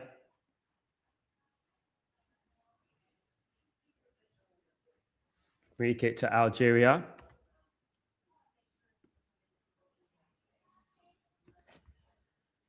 Malusami, the number 8 made the foul. Yeah, it's not that much in it, to be honest with you. I think he's making a meal of that, to be honest. Definitely making a meal of that. So 47 minutes gone, guys. 0-0 between Algeria and Congo in this African nations last 16 tie, guys. Of course, it's a massive game on Friday. We got Cameroon and Morocco. Massive game. One of them will be leaving the tournament, of course. This, when it gets to the next round, when it gets to the quarterfinals, that's when it starts getting tasty, isn't it? That's when it starts getting into the nitty gritty, start getting into the tasty bit of it, isn't it, guys? Absolutely.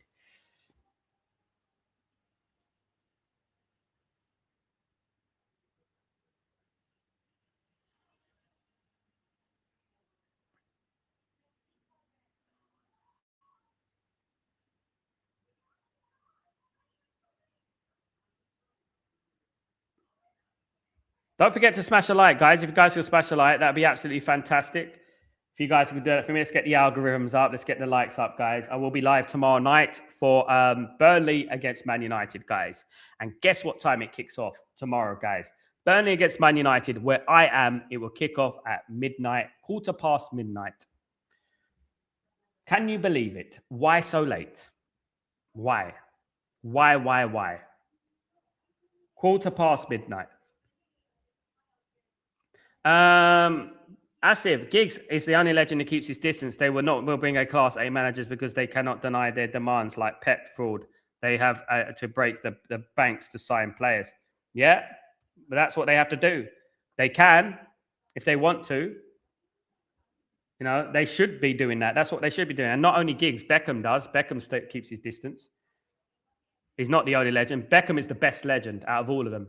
The best and the most educated. You know, the only one who talks nice about Ruben Amorim is Beckham. He's the only one who understood the situation. It was Beckham. But Man United should get Zidane. Why not? Why shouldn't Man United get Luis Enrique? Why not? Get him now. Why not? Are they serious about this football club or not? If we accept their mediocrity, that's when they win, Asif. If we say we can't get them, it's no, we can't do that because, you know, we need to put pressure on them. Say, you get Zinedine Zidane, you get Luis Enrique, you get the best. We're wasting enough time. I don't listen to these ex-players except Roy. Don't forget David Beckham. He's the best, mate. He doesn't get himself all over the media and stuff like that. He concentrates on doing his thing, and he's successful. Funny thing is, talking players were happy to take the money that set them up for life. They show a lot of disrespect. They do. They don't understand it, though, innit? They've been given it on a plate. Congo with attack here. Guys, Cameroon need to lose. Ivory Coast need to lose with him. That would be a good week in regards to this. That would be good if Ivory Coast. You know?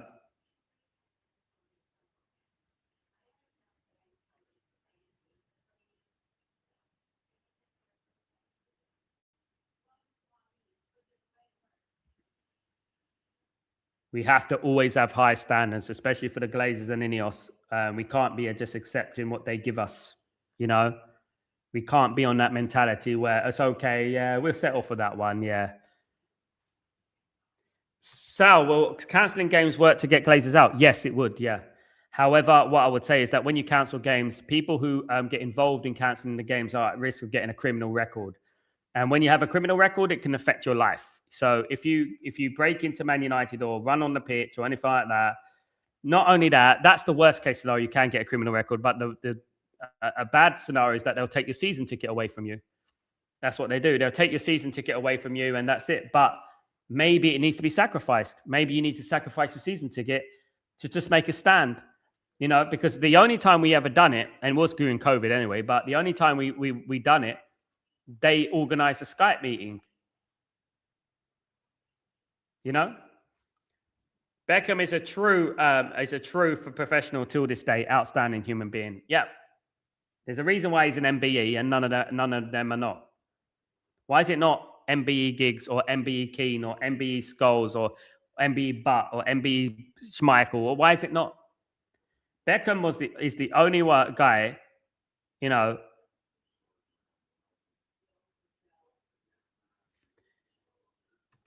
Actually, what I would say,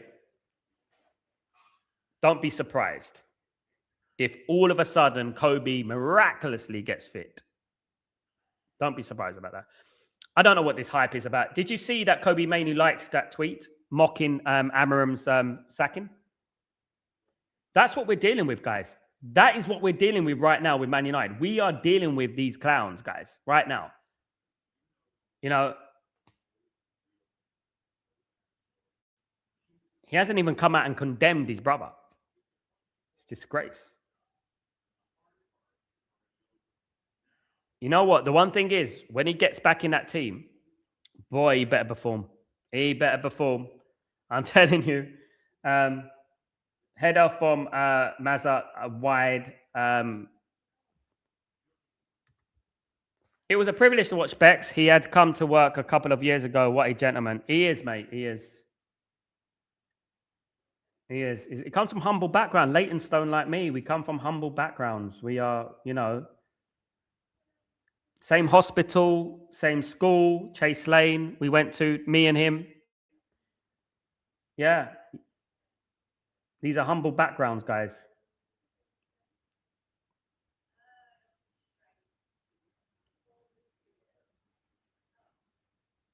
My mum used to be a dinner lady. She met Beckham's mum loads of times. And Beckham also used to get his football tops the same place as I used to go to in Walthamstow.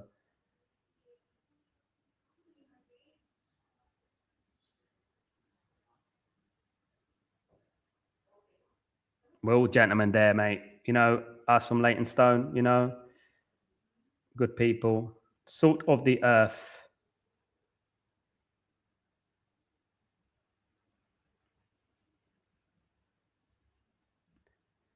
I think he was the Ballon d'Or. He should have won the Ballon d'Or in 98, 99 after the treble. Because after what happened with him in the 98 World Cup, to come back and win a treble and assist a treble for Man United, I really do think that he should have been acknowledged more, you know.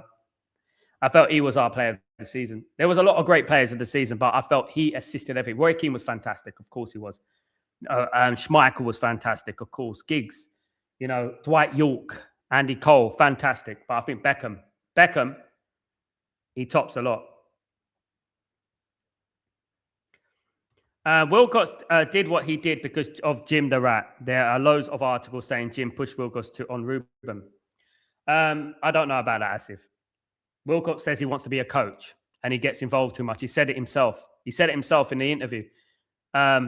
Wilcox said he gets involved too much and he can't help it. That's what Wilcox said out of his own mouth. William, Jim is to blame, but Wilcox is not innocent here. Kobe needs to shut the F up and do what he's paid to do. Hype merchant, absolutely. But we know why people want to support him blindly, isn't it? We know why. People think he's being discriminated against and all that. It's ridiculous. Anything, you know, just to... Rance just said that Mainoo and Xerxes are good for us. Xerxes plays like he plays in slow motion, mate. Like I said, because football is about mechanics. I'd like to pick at your brain. What does that mean when he says something like that? So basically what he's trying to say is that football's made of the mechanics. Basically, he has technical ability. So basically holding up the ball, passing through the eye of a needle, imagination, creativity, you know, finishing, doing the unexpected. That's mechanics, you know. But he doesn't have the mechanics. Xerxes doesn't have mechanics. But Xerxes should be playing in Serie A. That's where he should be playing. He's not good enough for Man United. And you're going to see that. We're going to see that in a new manager. You know, he's going to look. If Ole Gunnar Solskjaer takes the interim role, nobody can have an excuse because they're going to have the freedom just to do what you know what I mean. Imagine Xerxes playing a counter-attack team. He's just going to slow us down. Long day, wagwan, and then I came home to news that Ole's back, but Johnny Evans, not Ole yet, but Ole's not back officially yet. Darren Fletcher and Johnny Evans at the moment. We'll have to wait and see. Johnny Evans is going to be assistant, I think. It was funny, all these women was at our work, and when Beckham turned up, when he left, they all disappeared. Oh, William, I thought they were there for you. Never mind. Better luck next time, mate.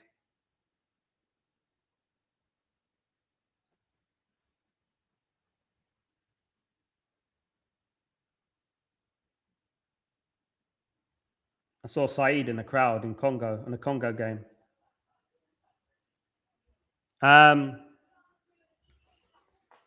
Those who know, if you're watching.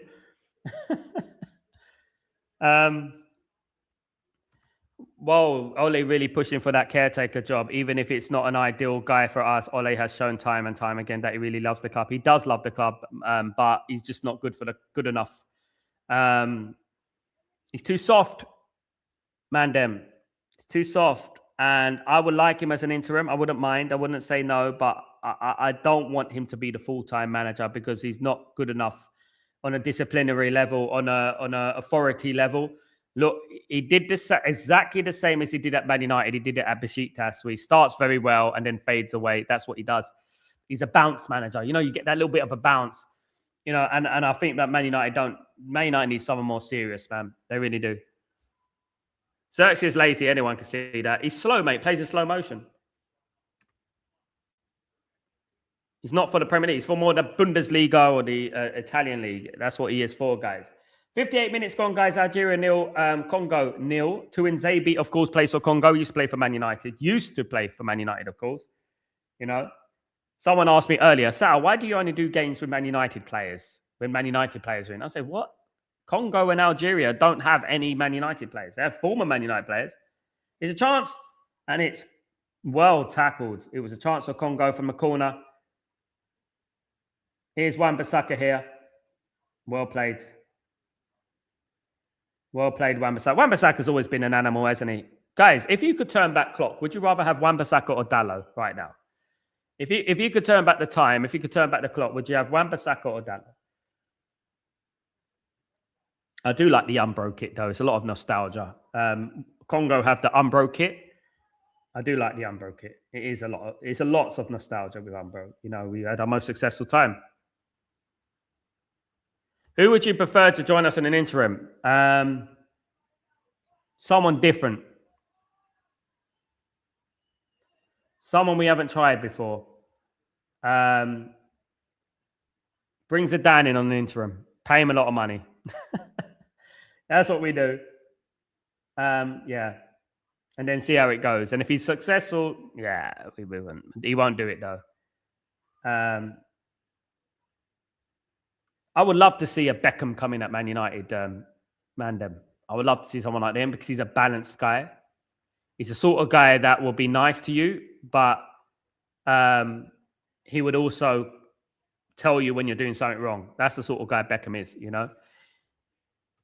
It will start as an interim, and then Ineos will pull on Erik ten Hag on us. Yeah. I've always liked that one, but yeah. Playing well here. Half an hour to go, guys. It is 0-0 between Congo and Algeria. Very little in the way of goals in this tournament so far, in regards to, especially in this last 16 stage. Teams seem to be cancelling each other out. That's what they're doing, what I've noticed. They seem to be cancelling each other out. Thank you, everyone, guys. Though, don't forget to subscribe to the channel if you're new, guys. Please don't forget to smash a like on the video. One thing's for certain, guys. Whoever's the interim manager of Man United, right? We've got Arsenal coming up.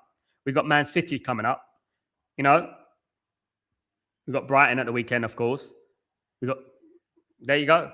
Mandem, Just saw this guy in Ranch Chat say that if Ineos were serious, they would go and get Pep to come and join us. Again, I asked, are these people real or just bots? I think they're bots. Why on earth, unless it's some kind of nostalgia, unless he has an affiliation with Man United, unless he supported Man United, why on earth would Pep Guardiola, with no budget, by the way, no budget to spend like he spends at Man City, ruin his legacy by coming to Man United and getting no money to spend? Imagine Pep Guardiola working with Harry Maguire and Luke Shaw and all these men, and Dallo and all these guys. My God, imagine. I don't know. I don't take him seriously, mate. I really don't. William, Ollie, to get us through this season, it's okay. Full-time manager. No, we can't do that. That's going backwards. But I wouldn't put it past the board. They're going to get Ole, mate. Ole's going to be there on Monday. And I'll support him. And that's it. And we have to support him as a Man United fan base. We support him and we hope he does well until the end of the season. But I don't want them getting out that checkbook. I don't want Rio Ferdinand getting that fake contract. Sign it now. Don't want none of that. My personal opinion, if they can't get any of the big guns, just keep Fletcher to the end of the season. Give Fletcher a chance. See what Fletcher can do. He's done the under 18s at Man United. He's done pretty well. Give Fletcher a chance. Just let him go to the end of the season.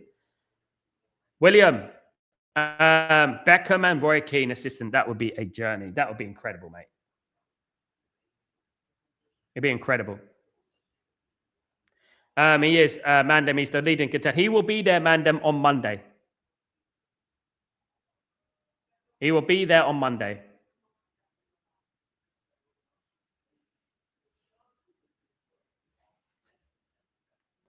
Actually, if you're not understanding what I'm saying, again, you're talking crap, mate. We should always have expectations, no matter if the Ineos or the Glazers don't want to spend, even if they don't. We should always have expectations for the best. Whether they spend it or not, we should always put pressure on them to do it. All right? Listen. Actually, sometimes you don't listen. We should always put pressure on them to do it, because at the end of the day, if we're okay with it, like you are being right now, you're saying we're not going to get Zidane. You shouldn't get Zidane. We shouldn't get Luis Enrique. It's not going to happen. We shouldn't. Let's forget about that. No, we put pressure on them to get these managers. Why not? Why can't we get Luis Enrique? Why can't we get Zidane? That is what the mentality should be, Asif. You know, that was what the mentality should be. All right.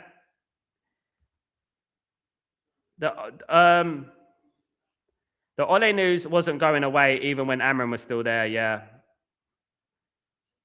Pep to United. Yeah, sure.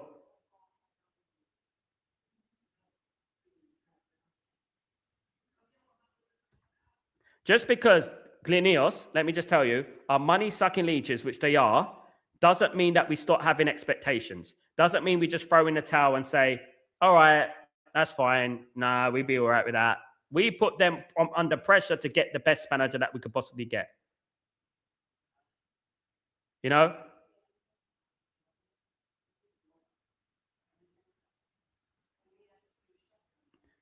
You need 1958 to back on work sooner. They're crap, mate. As I said, 1958, all these people are crap. They don't do enough. They're not hard enough. I've been around the world watching football, and there's a lot of harder fans than ours. Our fans are weak. Just like you've been doing, Asif. Oh, you know what? We're not going to get Luis Enrique. We're not going to get Zidane. Forget about it. Forget about the A-list managers. They're not going to do it. It's that attitude. You know, we got to put pressure on them. And we got to say, yeah, you know, we are going to get that manager. Why not? We are Man United. They should remember this is a football club, not a chemical club. The nonsense they do over there doesn't work here. Exactly. I am not lowering my expectations because the Glazers and Ineos, and I'm not accepting anything because the Glazers and Ineos, you know, don't want to spend money. You know, we all know that they're a money-making cow. I've done protests. I organized the 58th minute walkout, Asif, you know? You know that? Where people left the ground, I organized it. It was me on my own. I organized it way back, 8 years now, you know? I tried. I've done my best. I've done all that. You know, I would never lower my expectations just to satisfy their big pockets. You know, and I never do that. The 1958 walkout. At this point, will the Glazers ever sell for? No, mate, they won't, unless the government moves in on them. Because number one, as a fan base, we're too accepting, as evident just now. We're too accepting, right? We're not aggressive enough. We talk, we don't do, right? I've done the 58th minute walkout and all that. We talk, we don't do. We sing chants that sound like a rap song. We want Glazers out. Say we want Glazers out. Hip the hop, the hippity hip hop, and all that business. It doesn't threaten them. 1958 singing songs does not threaten the Glazers. You know, it doesn't threaten them. They're not scared of that. You know, and the only reason that the Glazers are going to leave is if it was ever a possibility, is retrospective action against the Glazers from 2005, where they purchased a football club on an illegal basis, which is illegal now, but it's not illegal then. But they taking retrospective action, or they say that your debt is too much and you have to pay it off or sell the football club. That is the only way we're gonna get them out, because we're too inclined to sit there at Old Trafford with Fred the Red, you know. Like Roy Keane said a few years ago, eat our prawn sandwiches. And that's what we're there to do. You know, and until people stop this thing, then we're going to carry on this repetitive cycle. You know, nothing is going to happen. 67 minutes gone, guys. 0-0 over the bar. Manda, very true, Sal. With this Ollie thing, they want to bring him in, and then when he gets some results, give him the permanent role, since the fans will be happy. We are really in the mud. People are too soft, man. We can read it like a book. And watch what's going to happen, Manda. Watch what's going to happen when he gets that contract. Watch the results go south. You know, watch it. And you know who we're going to blame? All those Mandem minions. We can blame them Mandem minions because it's be their fault. Anyone who thinks that Ole Gunnar Solskjaer is a better manager than Ruben Amorim.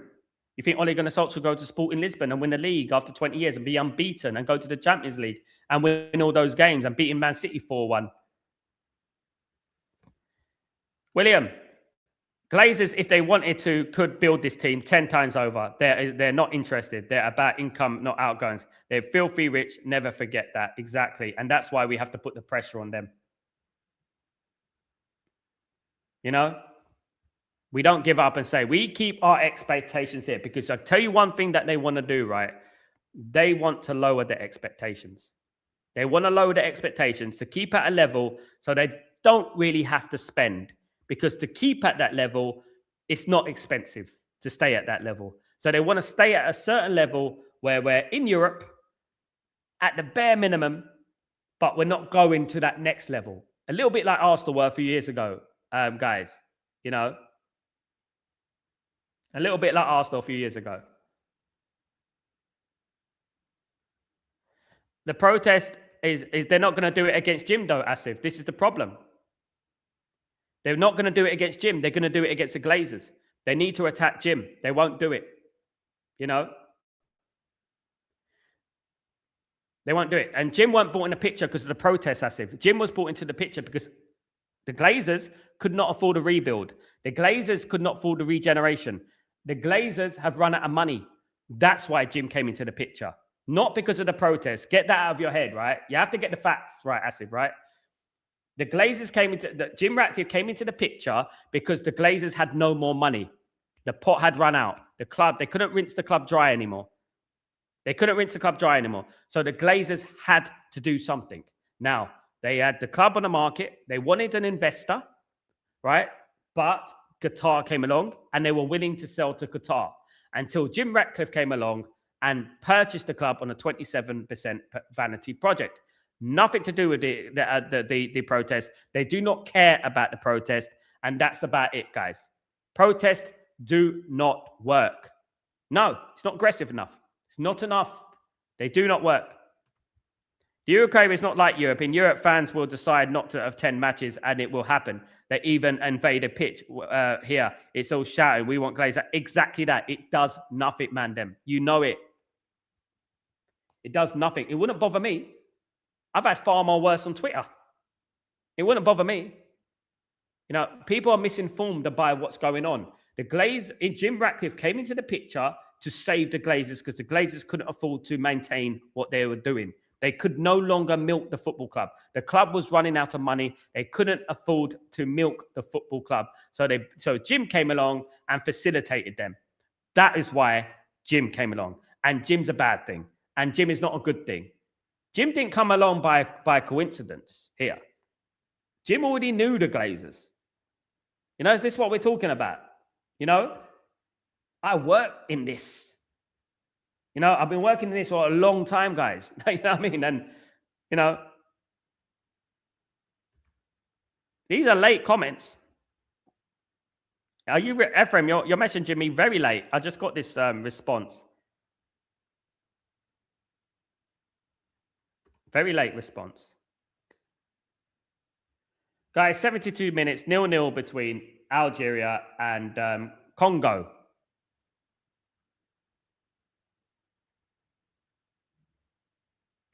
William, wait for the dickheads next time we foul. Oh, but it wasn't Amram after all. Dumb, it's so boring. I know. They won't come out and say, do you know what? Maybe we were wrong about Amram. They won't come out and say that. They will never come out and say that. Here come Algeria on the attack. Good chance. This game is very tight. Very tight game.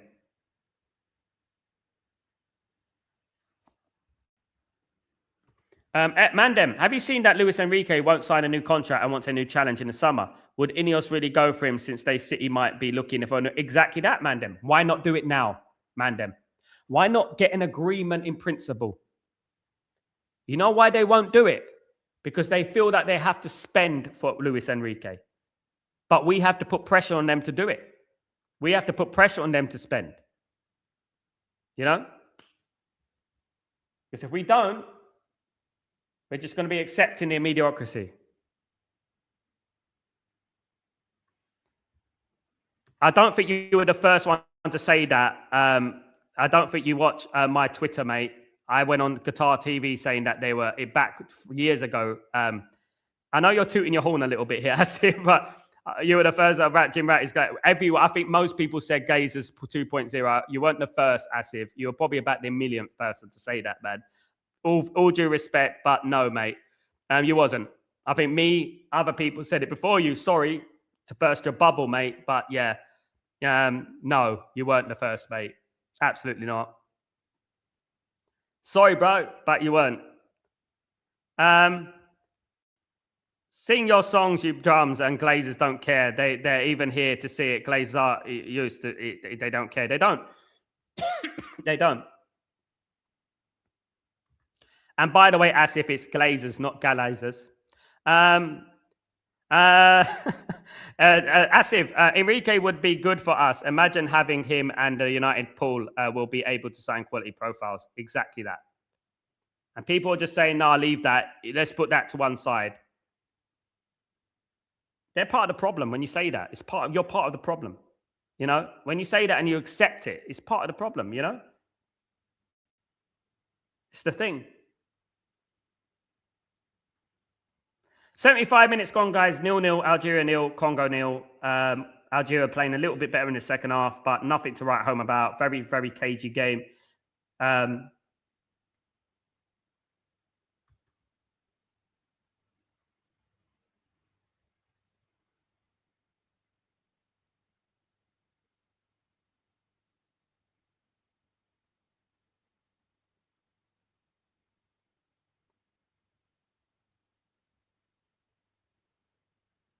Yeah, Enrique would be a good choice for us. It would be a good choice for us. Absolutely would. There'd be no excuses then. There'd be no excuses.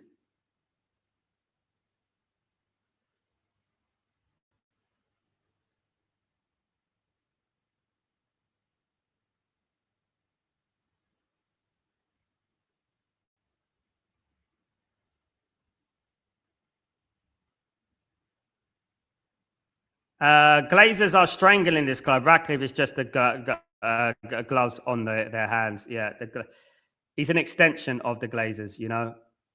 As we've always said, you know, there's some of us who actually did things against the Glazers, you know, and some of us who just, you know, pretend they're doing things and they don't do anything, you know what I mean? And against Jim Ratcliffe, I never wanted him from the start, you know. The amount of war that went on Twitter at that time and stuff like that, it was absolutely pathetic. Are we going to get a winner in this game, guys? This African nations, they need to take risks, guys. Flipping hell, every game. Like, you know, come on.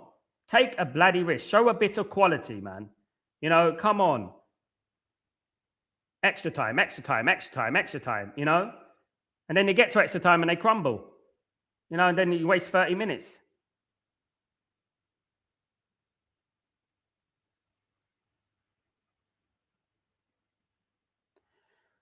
Fake fans were celebrating and calling Jim Rat Sir Jim. My foot. I don't call anyone Sir, but Asif, unless they truly deserve it, Asif. How is Jim Ratcliffe a Sir? I don't understand that. That's one question I don't understand, Asif. How is Jim Ratcliffe a Sir? For scamming people? Maybe. Is that why he's a Sir? I don't know. Because he's a billionaire? You become a Sir? How crazy is that Oddie got sacked and Shaw Maguire still here? I know. People don't understand that, Mandem. People won't look at that context, Mandem. Exactly that. The Mandem minions will not look at that context. Here come, Algeria. Oh, straight at him. Got to put more power in the shot there. Got to put more power in the shot. Unlucky. Big up everyone in the stream, though, guys. It's just conversation we're having about Ineos, about Man United. Never a dull day when it comes to Man United, is it, guys? Never a dull day at all.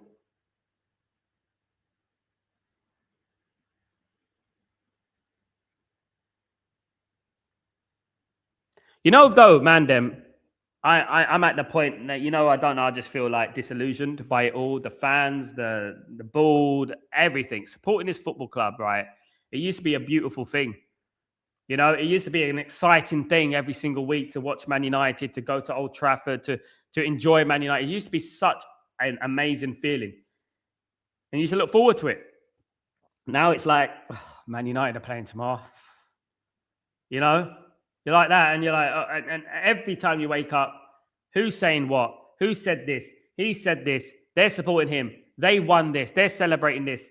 And you know what? It's just so far away from what we were. It's unbelievable, you know. Whether you like a manager or not, you know, celebrating a manager being sacked. You know what? I know that Faz got sacked. And he went crazy and started talking about Biani, just like, you know, I mean, you name your stream after food. I mean, it sells a lot. But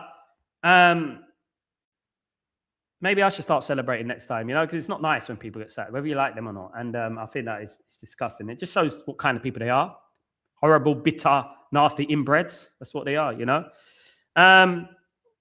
Ephraim, Gary Neville, Ineos boy, shut down because of the stadium. He wants the hotel football, Ephraim. Hotel football is his franchise, isn't it? He wants hotel football moved to the new stadium area where he's going to make a lot of money. It's a conflict of interest, isn't it? 0-0, guys, 10 minutes to go. The first red flag with Ineos was when they had no longer wanted to full sell, but wanted to be included in the co-owner and keep the Glazers. Exactly that. What a coward move, isn't it? They went on to sign best in class. What a load of bullets. Absolutely. Best in class. Good play there. I like this winger, guys. Wan-Bissaka tackled him. A couple of players playing for Algeria at the moment, looking pretty sharp. They do look pretty good. Some of those Algerian players, definitely. On the other hand, Congo, they look more defensive. They look more strong. Got big midfielders in there. We've got 9 minutes, guys. 9 minutes of this game to go.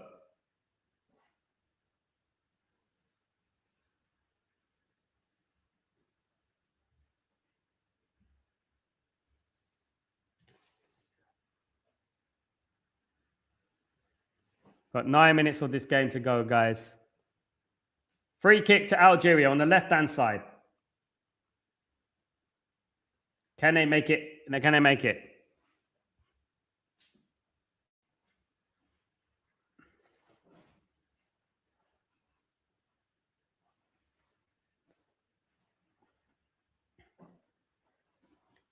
Right, cross is going to come in.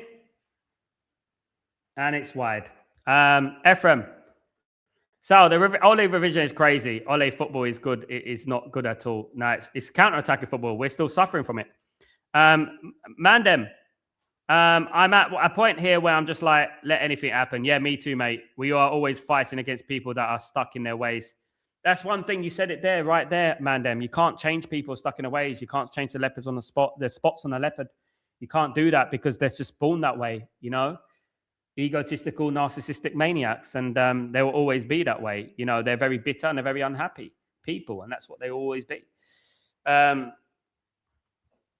Maybe we should get Patrick Vieira as manager. If you know, you know. They'll be happy then. Just hope we get the points tomorrow. I hope so, Daryl. We should. I'm not taking any prisoners. I'm not taking anything, guys. You know what I mean? I'm not taking anything but a win for Man United against Burnley. Nothing else. I'm not taking anything else but a win.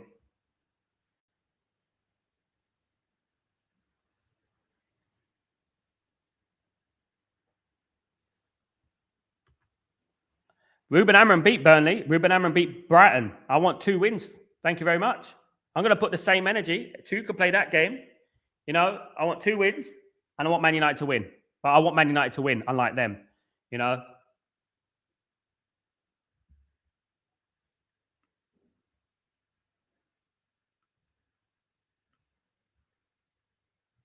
Oh.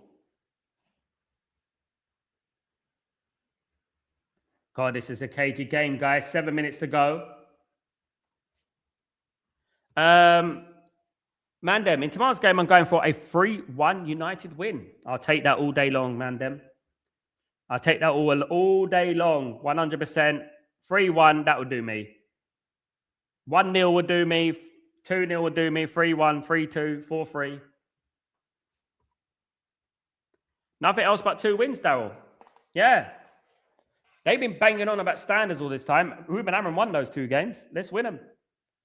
We have beaten Liverpool, right, this season. Chelsea this season. Newcastle this season. Brighton, Sunderland, who are doing very well this season, guys.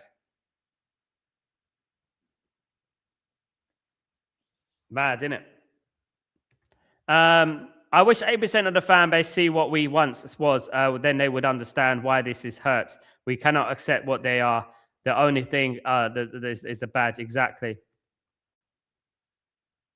2-1 Ephraim. I haven't watched it yet, Mandem. I'm gathering it's pretty boring. It's not going to be like the Ruben Amorim pressers. Yeah, I haven't really watched it. Sorry, man. Not yet. I will be. I will watch it probably after this game. God, I hope this game doesn't go to extra time, guys. What the hell, man? They're doing it to me twice in a row, guys. 2 games in a row. Come on, Algeria or Congo. One of you, can you please win the game? You know what? Guys, I don't know what you think about this, but I think that extra time should be scrapped.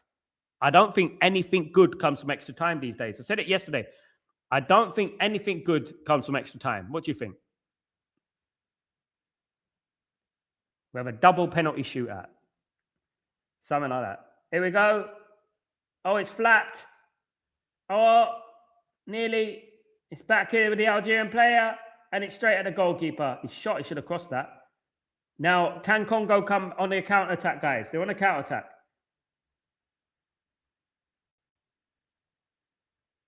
And it's a throw-in. So, would you prefer Carrick for interim? No. There's only a couple of ex-players I would want as interim. One of them's Cantona, Beckham, Keane, those sort of guys. We don't need any more nice guys. Fletchers, Carricks, Ole Gunnar Solskjaers. We don't need any more people like that. We need the Keanes, the true people, the reason why we're successful, you know? The Keanes, you know, the Beckhams, the Cantonars, these type of people, you know? Mayele's coming on the number 19. Is coming on for Congo, guys. A couple of changes here coming up for Congo. Number 17 is coming off. Bakambu, the striker, is coming off. We got 3 minutes on the game, guys. Mayele's coming on. There's a double change. Bakonda is coming off. William. Man United's biggest problem is Man United. If you know, you know what I mean. Yeah. Burnley and Brighton might be caught off guard since they don't really know what Fletcher might do. Counter-attack. They were already focused on Amaran's tactics. Just hope we get 2 wins.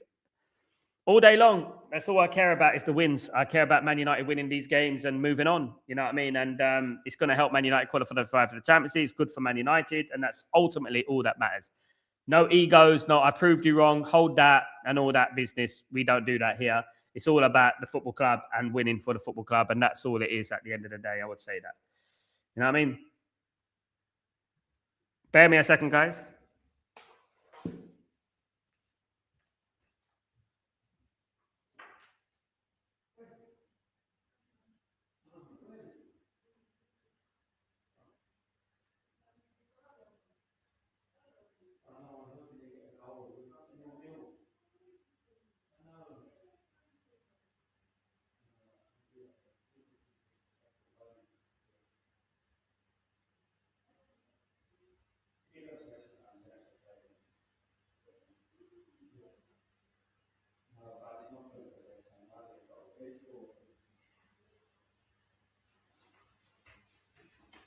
Sorry, guys. I'm back. Trod on something. It bloody hurts. Ouch. Yeah, William. Extra time's just so pointless because when extra time comes on, William, people just cancel themselves out. They just cancel each other out. No one really goes for it. You know, it's ridiculous. Maybe have a penalty shootout on both ends. We'd be here forever, wouldn't we? We have a penalty shootout on that end, and we have a penalty shootout on that end. Why don't we do that? 2 penalty shootouts, both ends. Yeah, it's too much. Just go straight to a penalty shootout. Here come Algeria anyway. Oh, that was poor, man. It's the final ball. Fab just tweeted, who would have thought that in 2020, Ole, Shaw, Maguire would still be at the club, yet people are still wondering why we never progress. My guy, I can't say it any better. Should write that in a tweet. You know that. Unbelievable, mate. Bruno as well, by the way. Bruno's still here. He was there under Ole, wasn't he? Unbelievable.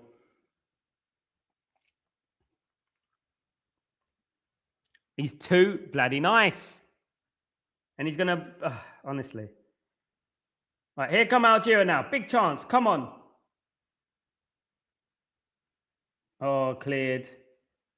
Right, we've got 3 minutes of added time, guys. 3 minutes of added time in this game, guys.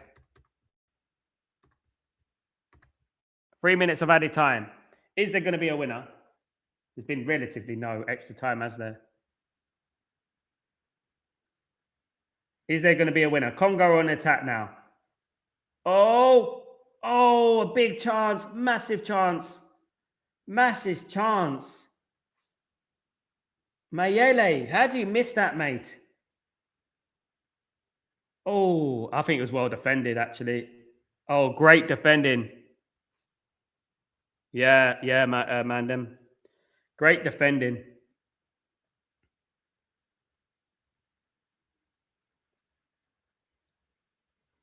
Mbuku now with the corner for Congo, guys. Congo, Mbuku's taking the corner. Democratic Republic of Congo, nil, and it is Algeria, nil. 91 minutes have gone. Will there be a dramatic moment? Will there be a victory for somebody in this game, guys? Two very similar sides to be, well.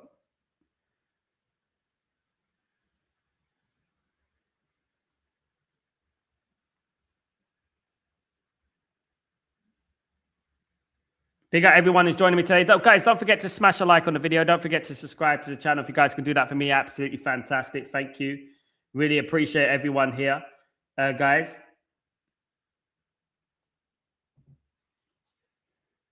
Here come Algeria, though. We've got a minute to go, guys. What can Algeria do?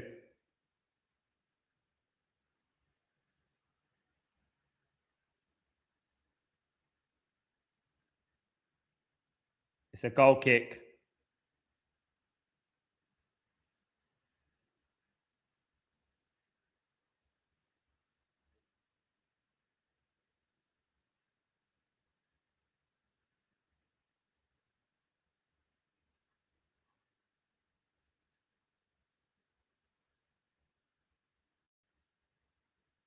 Thank you, everyone. Big up everyone in the stream. It's been a better game, this one, though. Actually, this one's been all right. I like this game. Been very entertained.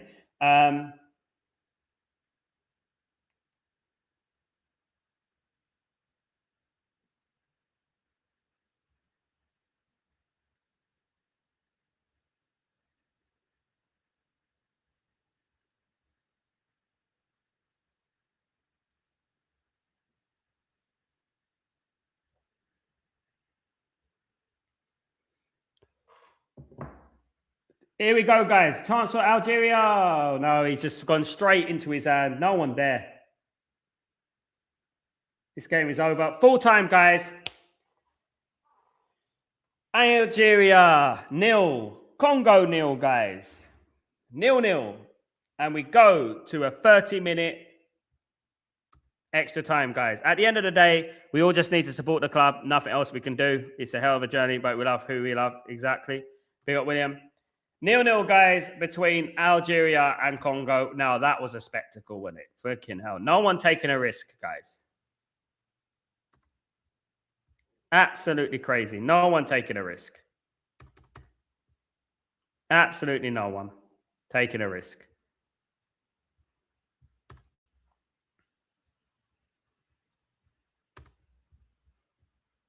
They better take me to penalties now, guys. I'm telling you this much.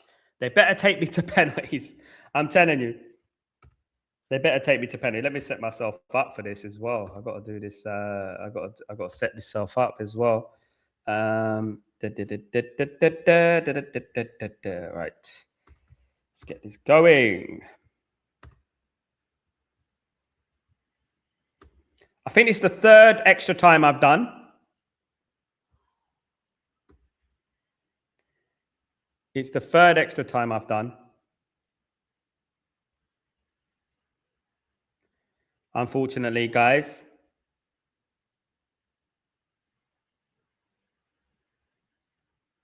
Let me just get the penalty shootout thing.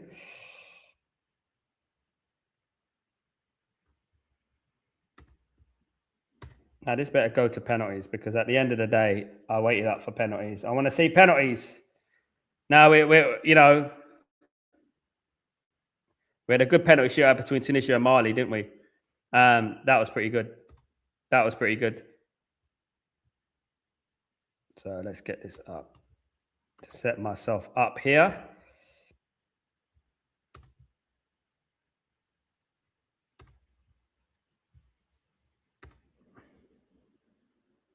Let's get it started. Right.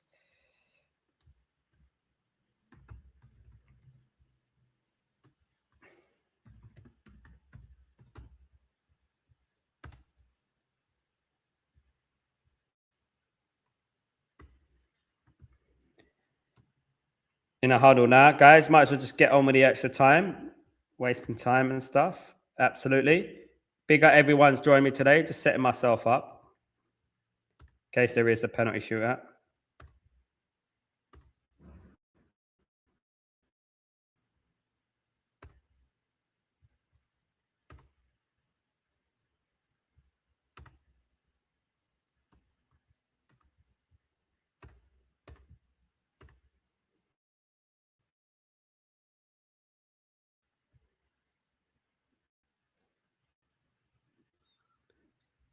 Okay, we're ready for this first half, guys, of extra time.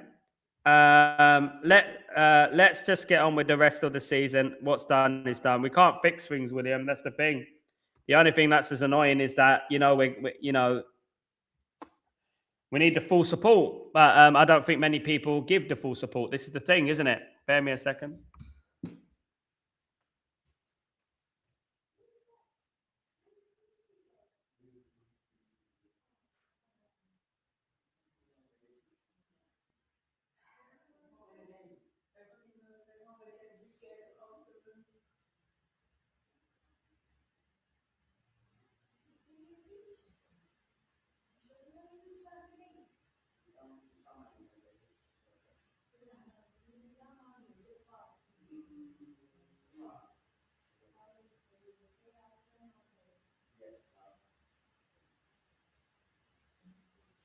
Used to be fun. Yes, yes. Oh, I forgot something.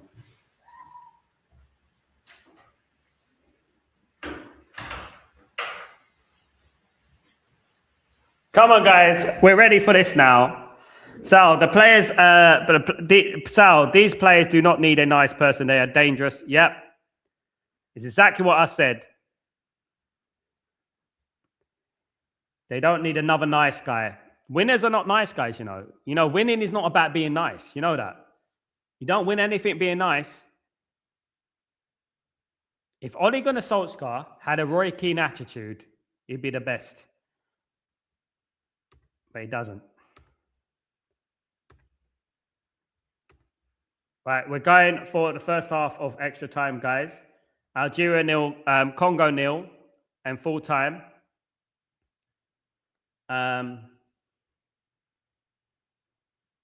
Is anyone going to take advantage of this game, guys? Thank you for the extra 30 minutes. Well done. Zinedine Zidane is in the crowd. Did you know that? Speak of the devil. Here we go, guys. First half of extra time. We're here again. Deja vu, guys. We're here again. Algeria 0, Congo 0 in the AFCON last 16, guys.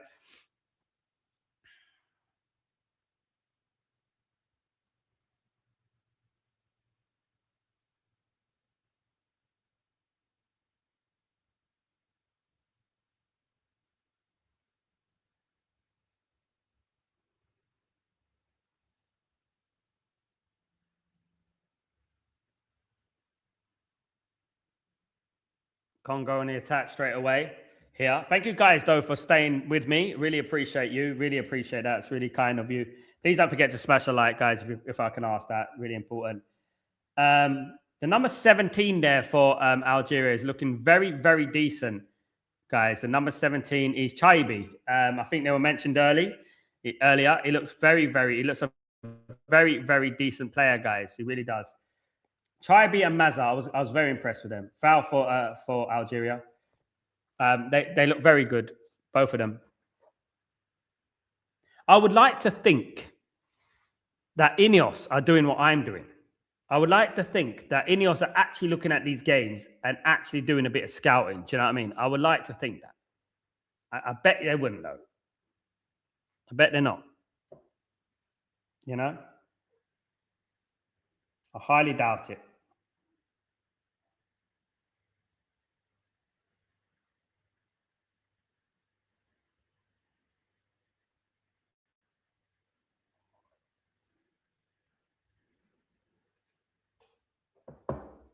0-0, guys. Oh, flipping hell, cramp. Oh, goodness me. Can you get on with the game and get off the pitch? You got cramp, for goodness sake. You know what I mean? Come on. Get off the pitch. You haven't run anything. The game's been so bloody dead. Oh, honestly. Nice guys finish last, William. Absolutely. They do.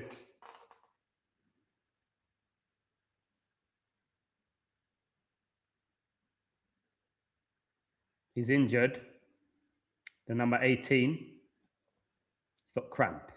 I think he's got a touch of cramp, but he's all right. He's hitting his leg. It's not going to help anything if you hit your leg. It's going to make it worse long term. The number 5, as a defender, the way he brings that ball out, it looks pretty good. Does look pretty good, you know. I've seen a lot of players so far, guys, in this African nations that very good, man. I guarantee you, we're not scouting them. No, we don't. We're gonna walk to the right destination, not one to the wrong destination. Whereas a chance to walk to the right destination right now is right here in the AFCON. So you can look and you can scout and you can pick up maybe a couple of players there who, you know what I mean, be cheaper than the household names. But no, you don't want to do that, do you? You don't want to do that. Of course you don't. Absolutely not. Absolutely not. Big up everyone, guys. You're all absolute legends, guys. Thank you for staying with me this extra time, guys. Really appreciate it. It's been a good chat, guys. Look, it's been a good chat. You know, it's all about chatting, having a good conversation here, guys. That's what we're doing. Yellow card here for the Algerian number 25. Belgali with the yellow card, guys. He's got a yellow card. Actually, tell a lie. I do like the Algerian kit. I do like the Congo kit. But someone's got to get me a Nigerian kit or a Cameroon. Someone's got to buy me one of them, man. One of them. You got to send me it. Cameroon, Ivory Coast, Nigeria, Algeria, Congo is not a bad shirt. I think that's not a bad shirt, but one of them. That would be nice. Besabeni with the throw, guys, for Algeria. Here, on the 95th minute, we got 10 minutes to half-time in extra time, guys. Cancelled each other out. Definition of cancelling each other out. I think a lot of running.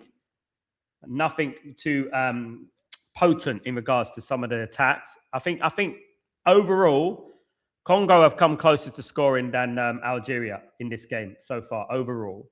Here we go, guys. Headed back. Nice little play. Here's Chidi. Oh, great play, Chidi. Chidi's a good player. Lost it there, though. Lost it there.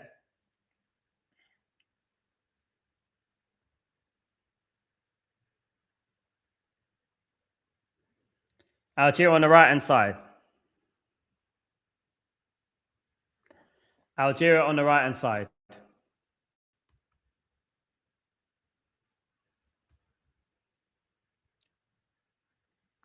Oh.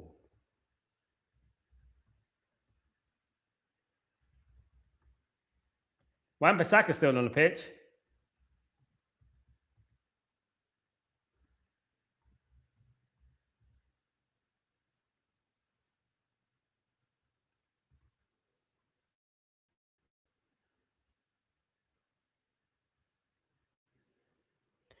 Basically a bit, Ephraim, why did United change their name? A bit like what's going on now, Ephraim.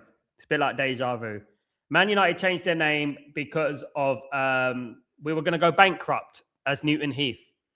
And we had investors who came into the football club, guys, choosing Manchester United to better represent the city. They didn't feel that Newton Heath represented the city. So these investors came in and obviously made changes to Manchester United. And in 1902, we changed from gold and green to red. So we're probably the first club to wear red. You know, we were in the brink of folding, guys. You know? So Newton Heath, if you look at the logo Newton Heath connects us to the railway only. So it's a specific railway depot. And we wanted to represent Manchester, which we did effectively. Of course, and the rest is history. I wonder what it would have been like under Newton Heath forever. I wonder what it would have been like under Newton Heath.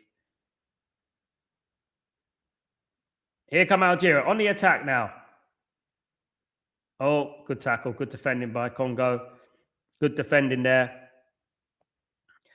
It is Ivory Coast later on, guys, against Burkina Faso. We need Ivory Coast to lose. I doubt they will. They're a very good team. Burkina Faso have done well to get this far. They're a decent team, Burkina Faso. You have to be decent to get to this stage. But, I class Ivory Coast as one of the favourites to win the tournament. Them, Cameroon, Nigeria, Algeria, one of them. If Algeria get through this, of course, you know what I mean? That one thing I've noticed is that a lot of these teams are very equally matched. That's one thing I've noticed about it so far, Very equally matched. Of course. Big up you absolute legends, of course.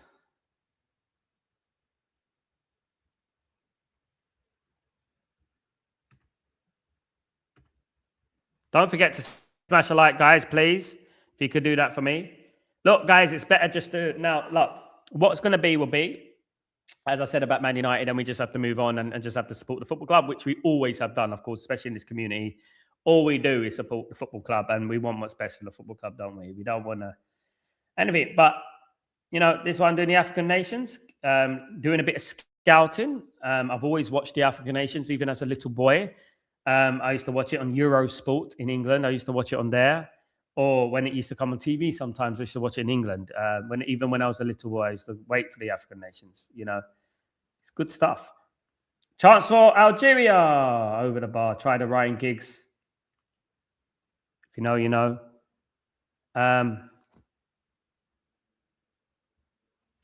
I don't know, William. They're like reptilians, in it, so they're probably about 120. I don't know. They're very, very old, most likely.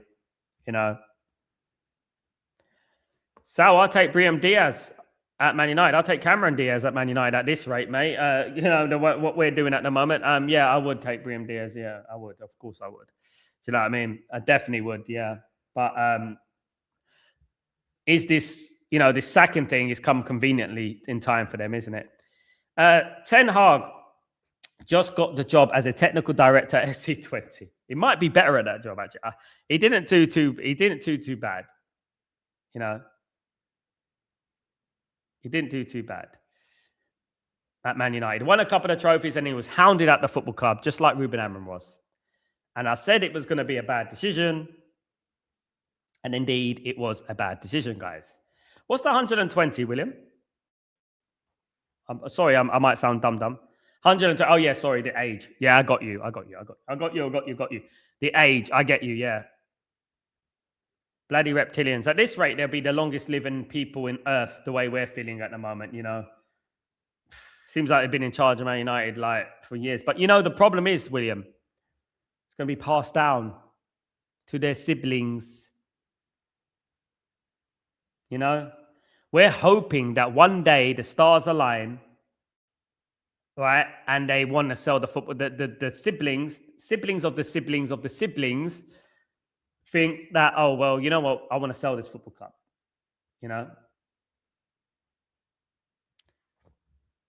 If I was Jim Ratcliffe, though, if I was as rich as Jim Ratcliffe, right? If I was as rich as Jim Ratcliffe, I think, I can't be asked. I just want to sit on the beach. I want to relax with a pina colada. That's what I want to do. That's what I'll be doing. If I was Jim Ratcliffe, that's exactly what I'd be thinking. I want to relax on the beach with a pina colada, and that is what I want. You know what I mean? Nothing else. Just do that.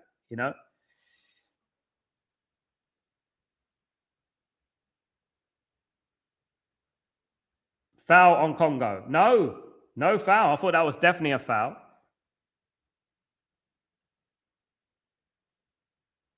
Thought that was definitely a foul.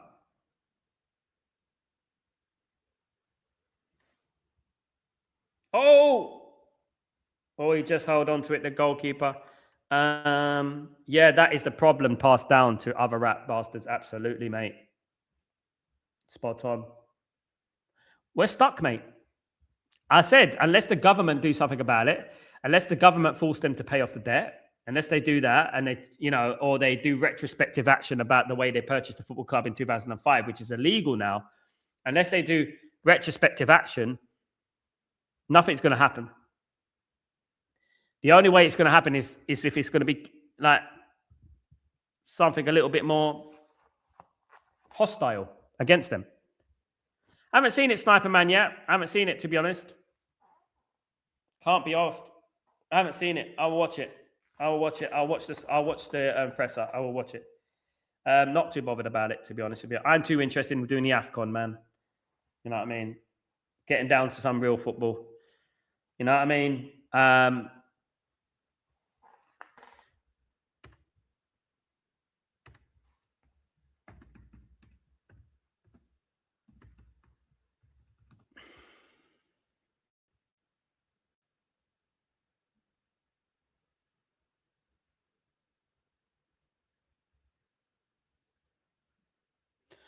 Fletcher said it is an amazing honour to manage Manchester United. Of course it's amazing honour. I know that the cliches. I mean, no, it's not an amazing honour. It's actually a bit of a chore for me at the moment. Got to do my washing up and everything. You know what I mean?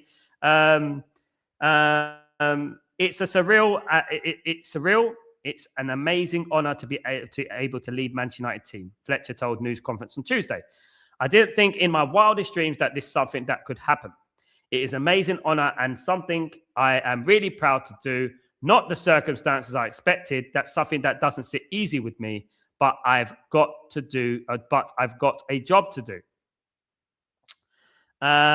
Fletcher insists he only focused on the Burnley game. I've had conversations with the hierarchy, and the focus was on the game. And we'll speak after the game. The focus has been on Burnley match, and we'll speak after the game. Honestly. It's not something I thought about in regards to staying. That discussion is for after the game. It has happened all so quickly. All my concentration and efforts are going on Burnley. Mason and Bruno were pushing to play against Leeds. They've trained and they'll be back in the squad. Mason Mount and Bruno Fernandes back in the squad, guys, but on restricted minutes, said Fletcher.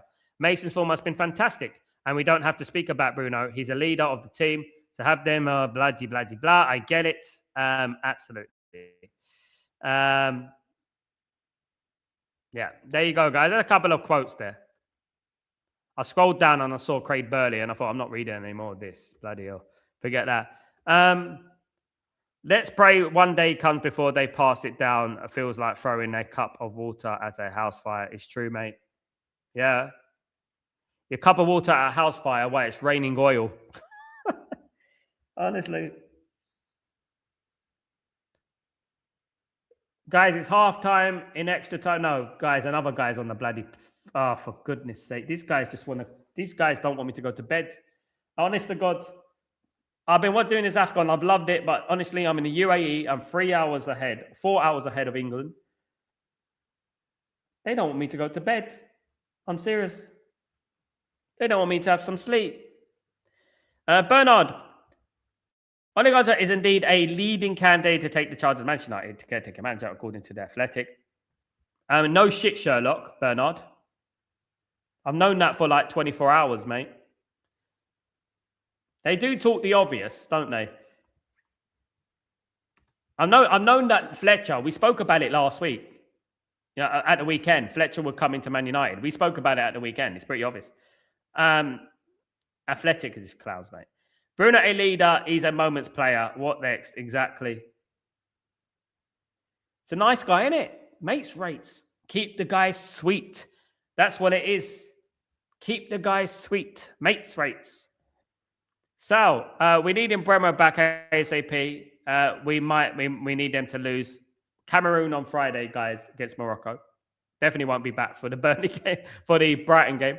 Might have missed it. Sorry, listen to the doc. I mean, yeah, look, man. They don't give me the credit. I never give me the credit, man. I call out things before they bloody call it out. I've known about it for a while, that if Ruben Ammon's been wanting to get sacked for a while. Guys, we're looking at half time here. Big up Bernard, though. Big up. Hope you're doing well. Guys, we're looking at half time and extra time here, guys. Now, they better give me the gift of penalties, please. There we go. This is wasting a lot of time here. Come on. Congo want to take. I think they want to take. Algeria to pens. I always believe, though, you know, when you're playing in extra time, though, you should always go for the game, because if you concede, it's demoralizing. You should always keep the positivity in regards to the attacking mentality. Guys, it is halftime in extra time. We are back.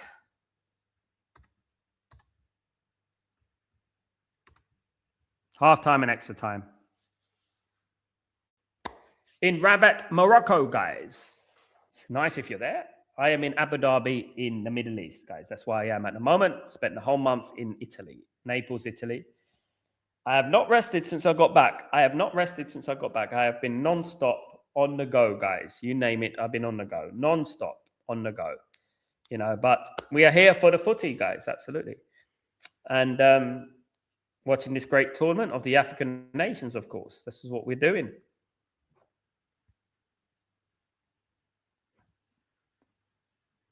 Is there going to be a winner?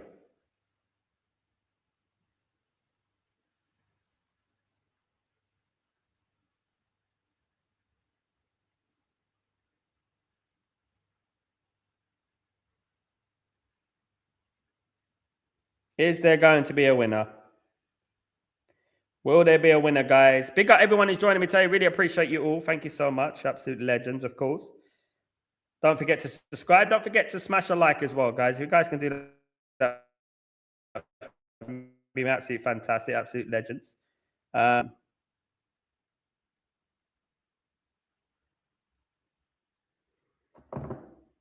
Who is more likely to win this game? Big up, Ryan. What's going on, my friend? Some other fans are excited about Ole back and Bruno Shaw. Dalot sacked him before and thinks that we are going to be brainwashing by the gym. Oh, mate, we're being gaslighted into thinking, mate. You know, into thinking that, you know, I just feel like I'm back in 2019, mate. Nostalgia at the wheel. Tell me, how bad does it feel? Honest to God. I remember when football was fun, William. Sport, what a stress. Man United are stressful, mate. Amram is the best talker I have ever press conference. Lee Gunner, is that the Ghanaian version of Lee Gunner? Amandem. Lee Ghana. Yeah, goodness me. Lee Ghana from Accra.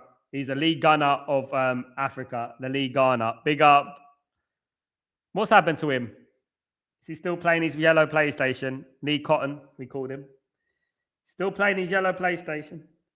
You know. Let me tell you something what a yellow PlayStation is, guys. There used to be a shop called Cash Converters in England, right? And if you ever went into Cash Converters to like find secondhand goods and stuff like that, bargains and everything like that, they usually used to have like a computer console, right? They would have a computer console. And it was, you know, when people smoke in their houses and they smoke too much and the whole house fills with smoke and you get like fragments of tobacco, and that turns a PlayStation, the old PlayStation, the white PlayStation, it turns it yellow. It turns it yellow. So I call Lee Ghana, and his yellow PlayStation because he smokes so much and he's a, you know what I mean? Lee Ghana. Big up Lee Ghana.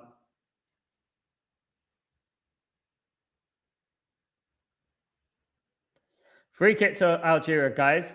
Second half of extra time is underway, by the way. We are 106 minutes without a goal and not a hint of a goal. And what's going to happen, because I'm excited about penalties, I want penalties, guys. They're going to score in the last minute to piss me off. You know, they're gonna score in the last minute. I want penalties. You give me penalties. Don't give me this nonsense, guys. I want penalties. Don't give me this extra time, one goal, scuffed goal business. I want entertainment now. You've got to give me entertainment. I'm representing, guys. Yellow PlayStation, that's hilarious. All Gunner does is smoke and drink. Blokes, he's a council estate. You know what I mean? He's from the council estate. That's what he is, mate. I'm from the council estate, so I'm not going to say anything. But originally, of course, Leytonstone in East London, Cattle Estate, all day long, E11, big up. Cross comes in, cleared away by Congo, cleared away. Big up everyone who's remained with me, you're absolute diamonds. Big up everyone who's stayed with me until the very, very end. Thank you. It is a privilege, you guys, having you here with me. Of course, guys. Chidi with the Wan-Bissaka takes the throw in here. Guys, no AFCON tomorrow. It's a break for AFCON, but there is Manchester United tomorrow. Manchester United are playing tomorrow. So there we go, guys. Man United are playing tomorrow.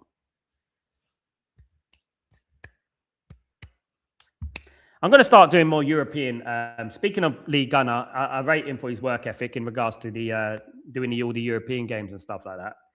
I might be doing some European games. I might do some European games. He stays up all night streaming, getting pissed, talks such a shit. I'm surprised he ain't banned by now, you know, and they listen to him. Fair play to him. He puts the work in, fair play to him, but he's got to sort his friends out. Mandem, thoughts on Bremo and Ahmed's performance at AFCON? Ahmad's been okay. He had a good first game. I think Ahmad has been good. And Bremo, not so. It's been all right. Not great. I have liked in Bremo's work ethic. I did like the last game Cameroon played. His work ethic was really good. Ahmad's been Ahmad. And again, cramp again. Cramp again. Get yourself fit. Stretch your bloody bones. That's what you do. Stretch your muscles. No, you don't stretch your bones. You can stretch your bones, but cramp. This is why we get bloody 7-8 minutes of injury time. Anyway, they're making a substitution. Yeah, I wonder what happened to their substitutions. 108 minutes gone, guys. 0-0 between Algeria and Congo in this epic encounter. You know what I take all the positive. I've seen some talent out there, man. I've seen some talented players out there. I'm looking at these players and I'm thinking, where is Ineos? Where are these clowns? I'm thinking about it. I'm thinking, where are they? Where are they gone? Should be scouting. I'm scouting. Why are they not scouting? He does a 12 hours emergency stream. My goodness me. Are they married? Goodness me. God, fucking hell. Ain't they got a wife or something? I mean, you know what I mean? Look, I'm doing the World Cup in the summer, right? And I don't know how I'm going to sleep. I don't know how I'm going to sleep in the summer in the World Cup because there are going to be games that are going to kick off at 2 to 3 a.m. where I am right now. I don't know how I'm going to do it. I have a tear in my eye just speaking about it, right? And I know about international football. And I know even if it's the World Cup, it's boring sometimes. I know when it's Estonia against Slovenia, it's going to be boring. You know what I mean? But I'm gonna hustle it, guys.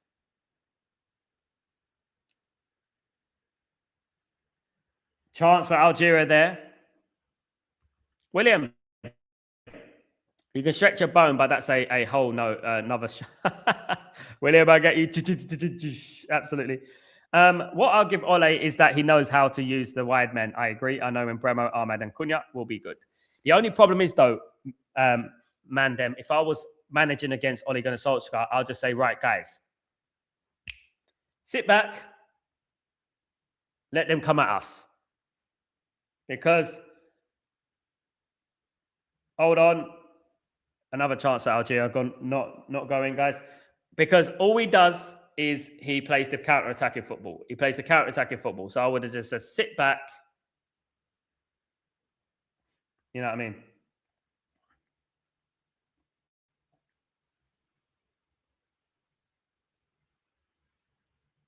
Good save from the keeper, though. Very good save from the keeper.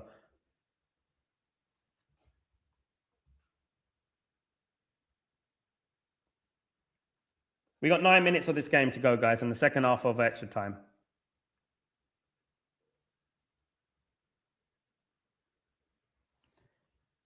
William, Lee starts talking sense. 12 hours later, he's hammered and dribbling. People stay up to watch it. Weirdo, if you ask me. I don't know what's wrong with him. I don't know. I mean, a lot of people don't like him. I don't like the people he likes. I don't like a certain pit man he hangs around with. I don't. I think they use him for his platform. But what I would say is that there's some people I like. I like Kenny Ken. It's one of my friends. He's been on the channel, guys. Kenny Ken. Big up Kenny Ken. And I think Lee's all right. I just think he thinks he's all right. I think he's okay. I don't think he's a bad person and stuff like that.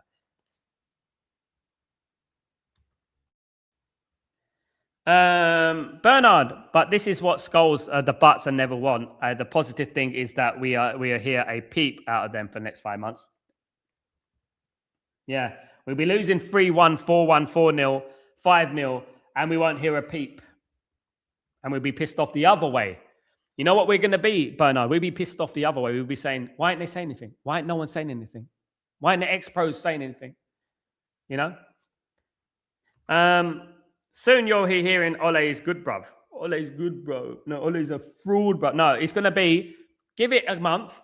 He's a fraud, bruv. He better not get that contract, bruv. He better not get that contract, fam. I'm telling you, fam. I'm not having it, fam. Nah, bro. I'm not having this.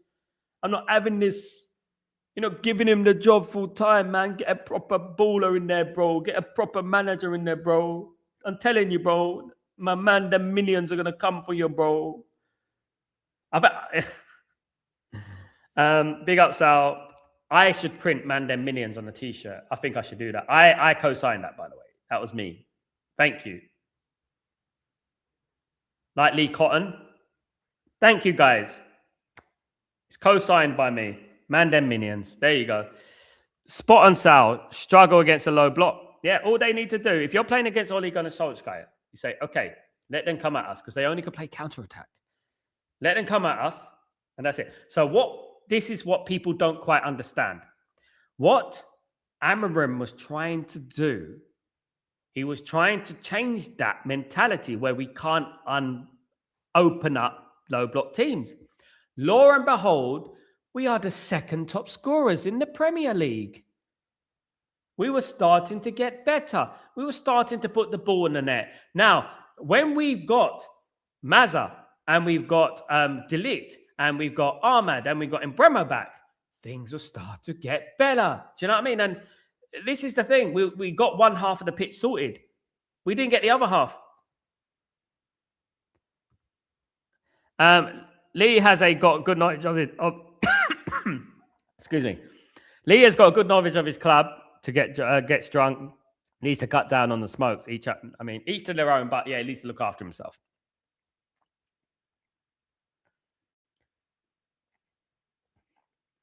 Big up, everyone. We got 5 minutes on this game. Copyright demanding millions before someone takes it.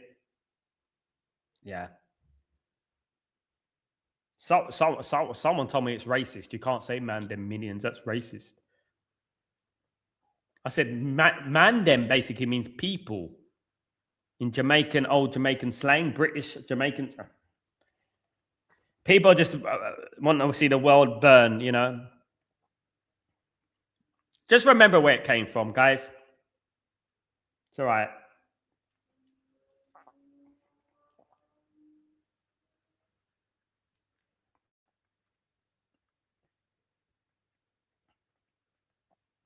You know what will be ironic is they change it to man them millions. Man them millions. That's what they do. Well, look, bro, they made a man them millions. Lee Cotton, that's hilarious. He just said he got William. Sure, Maguire, Dalot get extended contracts. Yeah, don't worry about that. Don't rush it. We got you. Get you new. No, you get a new contract. You get a new contract. I don't want you going anywhere. We get a new contract. My goodness. They're all going to get new contracts. All of them. Well, Lee knows who I am. He's been on Mo's stream when I've been on there a couple of times. He doesn't like Judge Mo. I don't know if he likes Sam much, but he's all right with me. I think he's all right. I mean, obviously, I know Kenny Ken. If you know, you know. He used to be on AFTV, Kenny Ken. Had him on the show. Top lad, top bloke.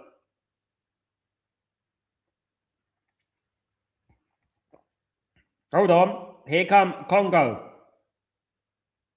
Oh, my goodness. He could have passed that ball there. Very greedy there. Very greedy with Baku. Very greedy there. You got to pass there, man. You've got 3 minutes to go. Try to be a hero.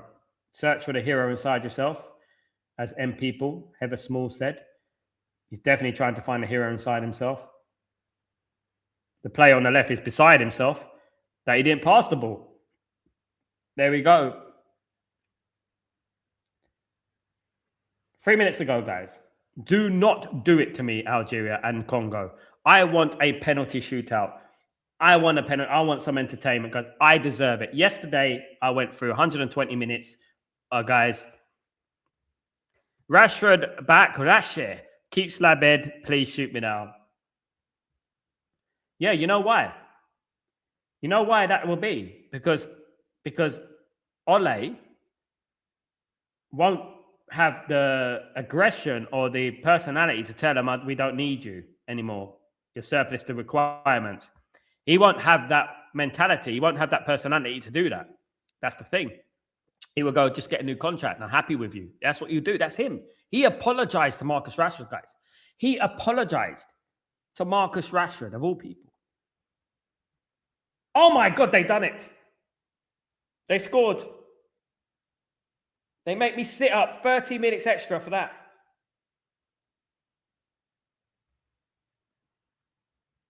Algeria have scored. Frauds. Oh my goodness. Oh, mate. I thought I was going to get a penalty shootout, guys. Unbelievable.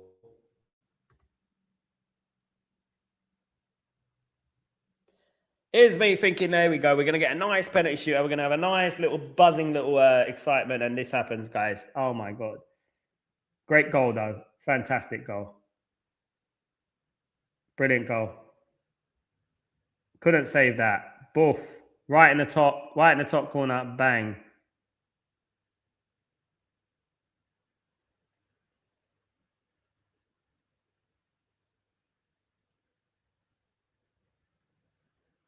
Unlucky to Congo, man.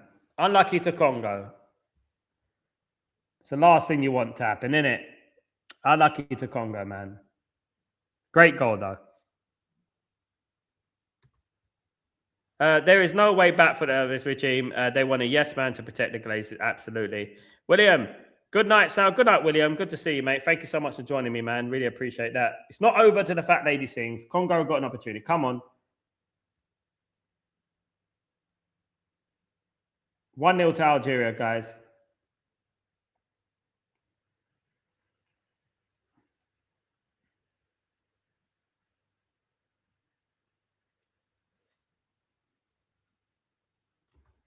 At this moment in time, I have nothing to say. It's not been backed. One thing is for certain. After the Brighton game, when Fletcher's last game, probably, and it's going to be Ole in charge, right? Ole Gunnar Solskjaer's tasked with playing Man City and Arsenal in his games. What a start.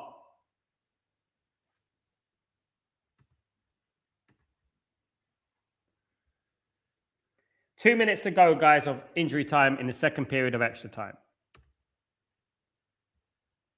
Blimmin' believable. I wanted penalties, and they're not giving me penalties.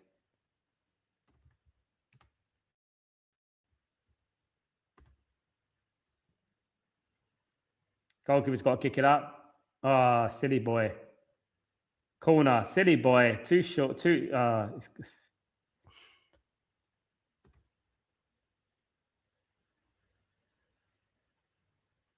Why is Alice glazing McKenna so much, even trying to sell the fan base a dream? I don't know what she's talking. She's an idiot, mate. I'll be honest. I don't sugarcoat anyway. She's an idiot. She's a plant. That's what she is. They back her because people feel sorry for her, and that's it, you know. I'm not going to discriminate against dumb people. Right, go on. They've got 30 seconds. Oh.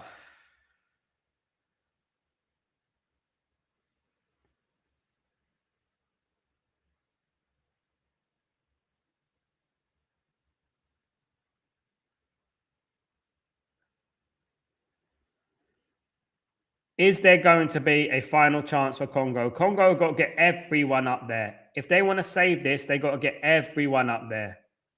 Congo. High line for life, Algeria. They got a high line on their defense. Long ball. Oh, come on. Didn't even give him a chance. 1-0 to Algeria, guys. It's finished. 1-0. Absolute frauds. They didn't give me my penalty shootout, guys.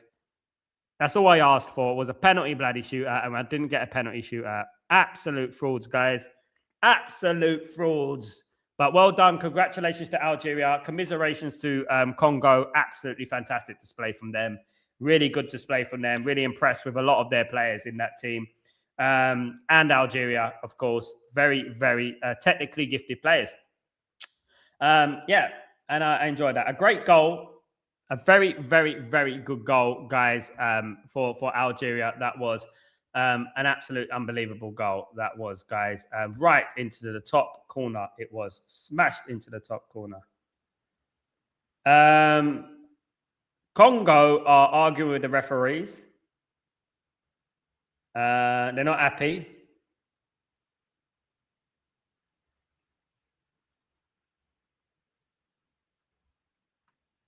Yeah, they're not happy about that. The number 22, Mazza, is the one who scored, by the way. He's the one I've been talking about at the beginning, by the way, guys. There you go. Mazza is the one who scored the goal. Absolute incredible player. You know. What I've seen so far. Guys, I really appreciate every single one of you, guys. It finished Algeria 1, Congo 0. I will be back tomorrow, of course, for Breaking Dawn, as I do, and the watch along between Burnley and Man United in what will be Darren Fletcher's first game in charge. Of course, guys, thank you very much for being so patient and being so generous. Of course, really appreciate you all. I'm Sal Warner. This is the watch along between Algeria and Democratic Republic of Congo.